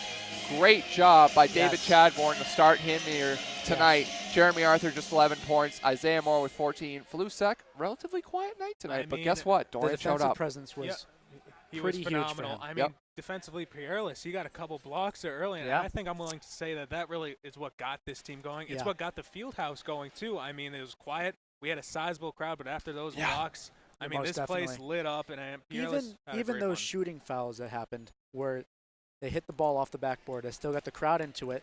Yep. The energy was just one of the greatest I've seen this entire season. Oh, absolutely. And also, 100% just far to and point away. out, Merrimack had 15 turnovers. Ooh. Franklin Pierce had 21. Ooh. They still walk away 21. with a large win. I mean, this is not like a 3-point game, close game like that. I mean, they just a lot pummeled more them possessions in the for second Merrimack. half. Something you don't see quite often. If you win that turnover battle, usually you're the team that's going to be winning the game. Yeah. But not here. I mean, they outscored them 49-32 in that second half of play. I mean, and if you get so many second chance opportunities with those turnovers that Merrimack was forcing there, right? I mean, you expect this one to be closer, or maybe you expect even a Merrimack win. But when you have a player like Dorian Vadatsumi you're going against, I mean, he's been relatively quiet the past couple of games. We've been looking for a little bit more consistency, and I think, gentlemen, tonight we found it here. Oh, yeah. 29 he points. is back on his game. He's I got concur with that, confidence my back. colleague. I concur with that. And, Dorian this season has just come up big in almost every game. We talk about this little stretch here where he struggled. But in 20 of their 24 games now, he's had double-digit points. Yeah. So that's a can't take that testament away. to his game. Is that good? Yes, it is good. I have repeatedly said how, I was here over the break, over summertime, and I watched this man work. I was here training. He was here training. I would see him every day in the bubble, practicing on his shot, on his leg, his footwork, everything. I just he's an absolute warrior. David Chadbourne couldn't agree more with me at the half. We touched on that, and he came up huge when the Ravens needed him most here tonight. Most definitely. And now looking ahead, it's going to be interesting because you mentioned, obviously, this win against Merrimack is big. Yeah, let's give us a little look of how big this game is. This win against Merrimack is big because, you look at the road ahead. You have Stonehill. That's your next game, and that's on the road, okay? Huge game. Yeah. The last time you faced them was at home. You lost by 6. Yep. That was a very good game. And that was Saturday, December 1st, all the way back in December. So it's been a while. However, streak now where you've been a little bit hot. You're transitioning onto the road. Then you have a game against the Assumption team that's not very good. Right. Then Southern New Hampshire, who was actually recently beat by St. Michael's, and Franklin Pierce just came off of that and beat them. But Southern New Hampshire, that game will be here at the Fieldhouse for senior night. Southern New Hampshire, the last time these two teams faced off in Southern New Hampshire, 82-75 loss for the Ravens. Wow. So, Wow. shockingly enough, a couple of teams that they've already faced, they've lost to, Bentley included, which is the season ender. But you got to like the Ravens, the way they've been playing here, especially at the Fieldhouse. Now you've ripped off 6 straight. 6 straight. Yeah. And nothing bigger than this one. I mean, you can't really get much better than this. A team like Merrimack coming in at 17-6, you knew this was going to be a tough battle. They're definitely a team that came in hot. And after their previous loss to Franklin Pierce, they went on a roll. What was it, 11-2 that they went on here? And now they're coming back looking for revenge. And it looked like this was going to be Merrimack's game. They got off to that hot start. Lead. They had that 11-point lead coming into this one. They had a fast-paced offense. Franklin Pierce were shaking their heads, not sure what they're going to do there. But, I mean, they kept it close towards the end of the first half, and then the second half, they just took And once this, again, took I'm going this to game. credit that to Chadbourne. Yep. You go into the half, I believe it was a 4-point game at half. Yep. And Chadbourne rallied the troops, and he put together an offensive and defensive game plan that was one of the greatest we've seen throughout his team this season. Yeah, and again, you pointed out how it looked like it was a Merrimack game at the beginning there, but something inside me said at the end of that first half, the way things shook out, the fact that Merrimack had a 4-point lead, the way they were playing, Hayes wasn't getting a lot of points underneath, but, here they were, 4 points down, Franklin Pierce clawing their way. They had a lead at one point. I just felt like the Ravens were going to take it to them in that second half. And Doyen Fajutimi was able to prove me right, folks. Just a little anecdote here. Hayes was 1 rebound shy of a triple-double. Oh, hello. Wow. 19 points, 11 assists, 9 total rebounds. Do we have any double-doubles today? I don't believe so. I'm surprised That's that's not looking that way, no. We did not have any double-doubles. Actually, yes, we did. We did? Hayes, 19 and 11. Hayes, okay. 19, 11 assists. Yeah. So we did have a double-double. Yes, Hayes, once again, proving why he's an All-American last year. And, he's had himself another good season, but unfortunately couldn't get it done and here that tonight. was a quiet double-double. Oh, yeah. I mean, the way Franklin Pierce was playing, you didn't really even notice it. Right, and you also didn't really notice Hayes as much. He had a lot of driving in and kicking out. When he got to the free throw line, he was a ghost, 4 of 11. We haven't seen that from him all year long, and it's Great analogy right there. Pretty he was crazy. a ghost. He was a ghost. And, that second best in terms of steals per game, I think, came up huge for the Ravens. Obviously, they had turnovers themselves that I thought were very, very sloppy. Some of the passes inside, some of the decisions made by Sam Van Oostrom and Falusek, again, not a credit to their abilities as players, because I think as players they are very good, especially Falusek, who has proven that time and again this season, and comes off of his career high of 28 points in the last game. Tonight just 8. Luckily, you didn't need him because you had Doyen, who came on strong. I mean, it's those two right there, Falusek and Doyen Bajumi. If it's not one player, it's the other. Exactly. So, I mean, Doyen came up, he picked up the slack and had a great game. Yep. Well, Lou was very quiet, but hey, my guy, Isaiah Moore, played great tonight. Yep. 5 Absolutely. of 7. That's 2 of 2 absolutely from the right arc. there. 14 points, give him 5 assists. He did have 4 turnovers, though, so the ratio there wasn't too great. A couple rebounds as well. Yeah, Isaiah Moore is one of those players, again, that has really come on for the Ravens, especially down the stretch here. Ever since their big win at Cheney, which I feel like was a big defining moment for them, where they put up that 109 points and then were able to rip off, 8 wins now to just 4 losses? I mean, that's huge. And, he scored 11 in that win at Cheney, and then 17 in the St. Anselm loss. That was his highest of the season, and now 14 here tonight. So, he's provided you 13 of your 24 games where he's had 10-plus points this season. And in these last, since the Cheney win, he's had, 9 games now? Yeah. 9 games now with 10-plus points. I mean, that's crazy. Also, I'm going to bring it all the way back to Fadajutimi again. Really? With 5 minutes and 40 seconds left, he had a total of 17 points. Yep. Really? He scores 12 points in 5 minutes and 40 seconds, rather. 4-point plays. The 4-point plays. If he has 2 of them. If that isn't the definition of clutch, I really don't know what is. It gives you the feeling of how much he really took over this game late. That's true. And I think clutch has been a word that we haven't used often, but it's come up now because Falusek, Jeremy Arthur, Doyen Fajutimi, those guys have hit big threes and big moments. They really have. They've created a lot of opportunities for this Ravens offense, which has been able to put up points these days. We're talking about Doyen now. Yeah, it's incredible, obviously. We've mentioned how they're the 3rd best team in the NE10 in terms of putting up points per game. But it's crazy how maybe that gets overlooked because of their record. Yeah. They sit there 13 and 11. That's a 500 team, but Right, but we're not talking about a team that's quiet offensively, averaging 82 points per. Yeah. Which is impressive. The field goal percentage is also impressive at 44%. they're neck and neck there with Merrimack with 46% tonight. It was a little bit of a different story. And they took it to the second best defense in the NE10. Exactly. The second best defense in the NE10, folks. That's special. This team does not shy away from big opponents. No. I mean, you called the New Haven game, I believe, and I mean, this team came up big there, then against the Pace Setters, defending champs, and now here against Merrimack. These big teams, they do not shy away from them. They take it to them. Even if they fell behind early, they still came out and battled in this one. It was winning time tonight, folks. It really was. Another big got in the watch point there. I like that. To tell the folks out there still watching, Merrimack shot 50% from the line tonight. On season average, they shoot 73, so another huge, huge difference. And in the field house, 89-76, that just about wraps this one out. The Ravens flew tonight, and they cap off a huge win against 16-7 Merrimack, who are now 16-8. Yeah. Andrew, Ian, anything else? No. Dwayne Fatachumi. Yeah. That's all I got to say. That's all that needs to be said. Yeah, it was a pleasure doing this once again with Ian Maluski and Austin Calloway. I'm Andrew Honig, and it was a great time doing this one here at the Fieldhouse. Austin, close us out. Thank you for watching. Stay tuned for the next upcoming games from the live stream here from the NE10 and from yours truly, Austin Calloway, Andrew Honig, Ian Malinsky. Have a good night. We'll Thanks see for you here watching. for senior night, folks.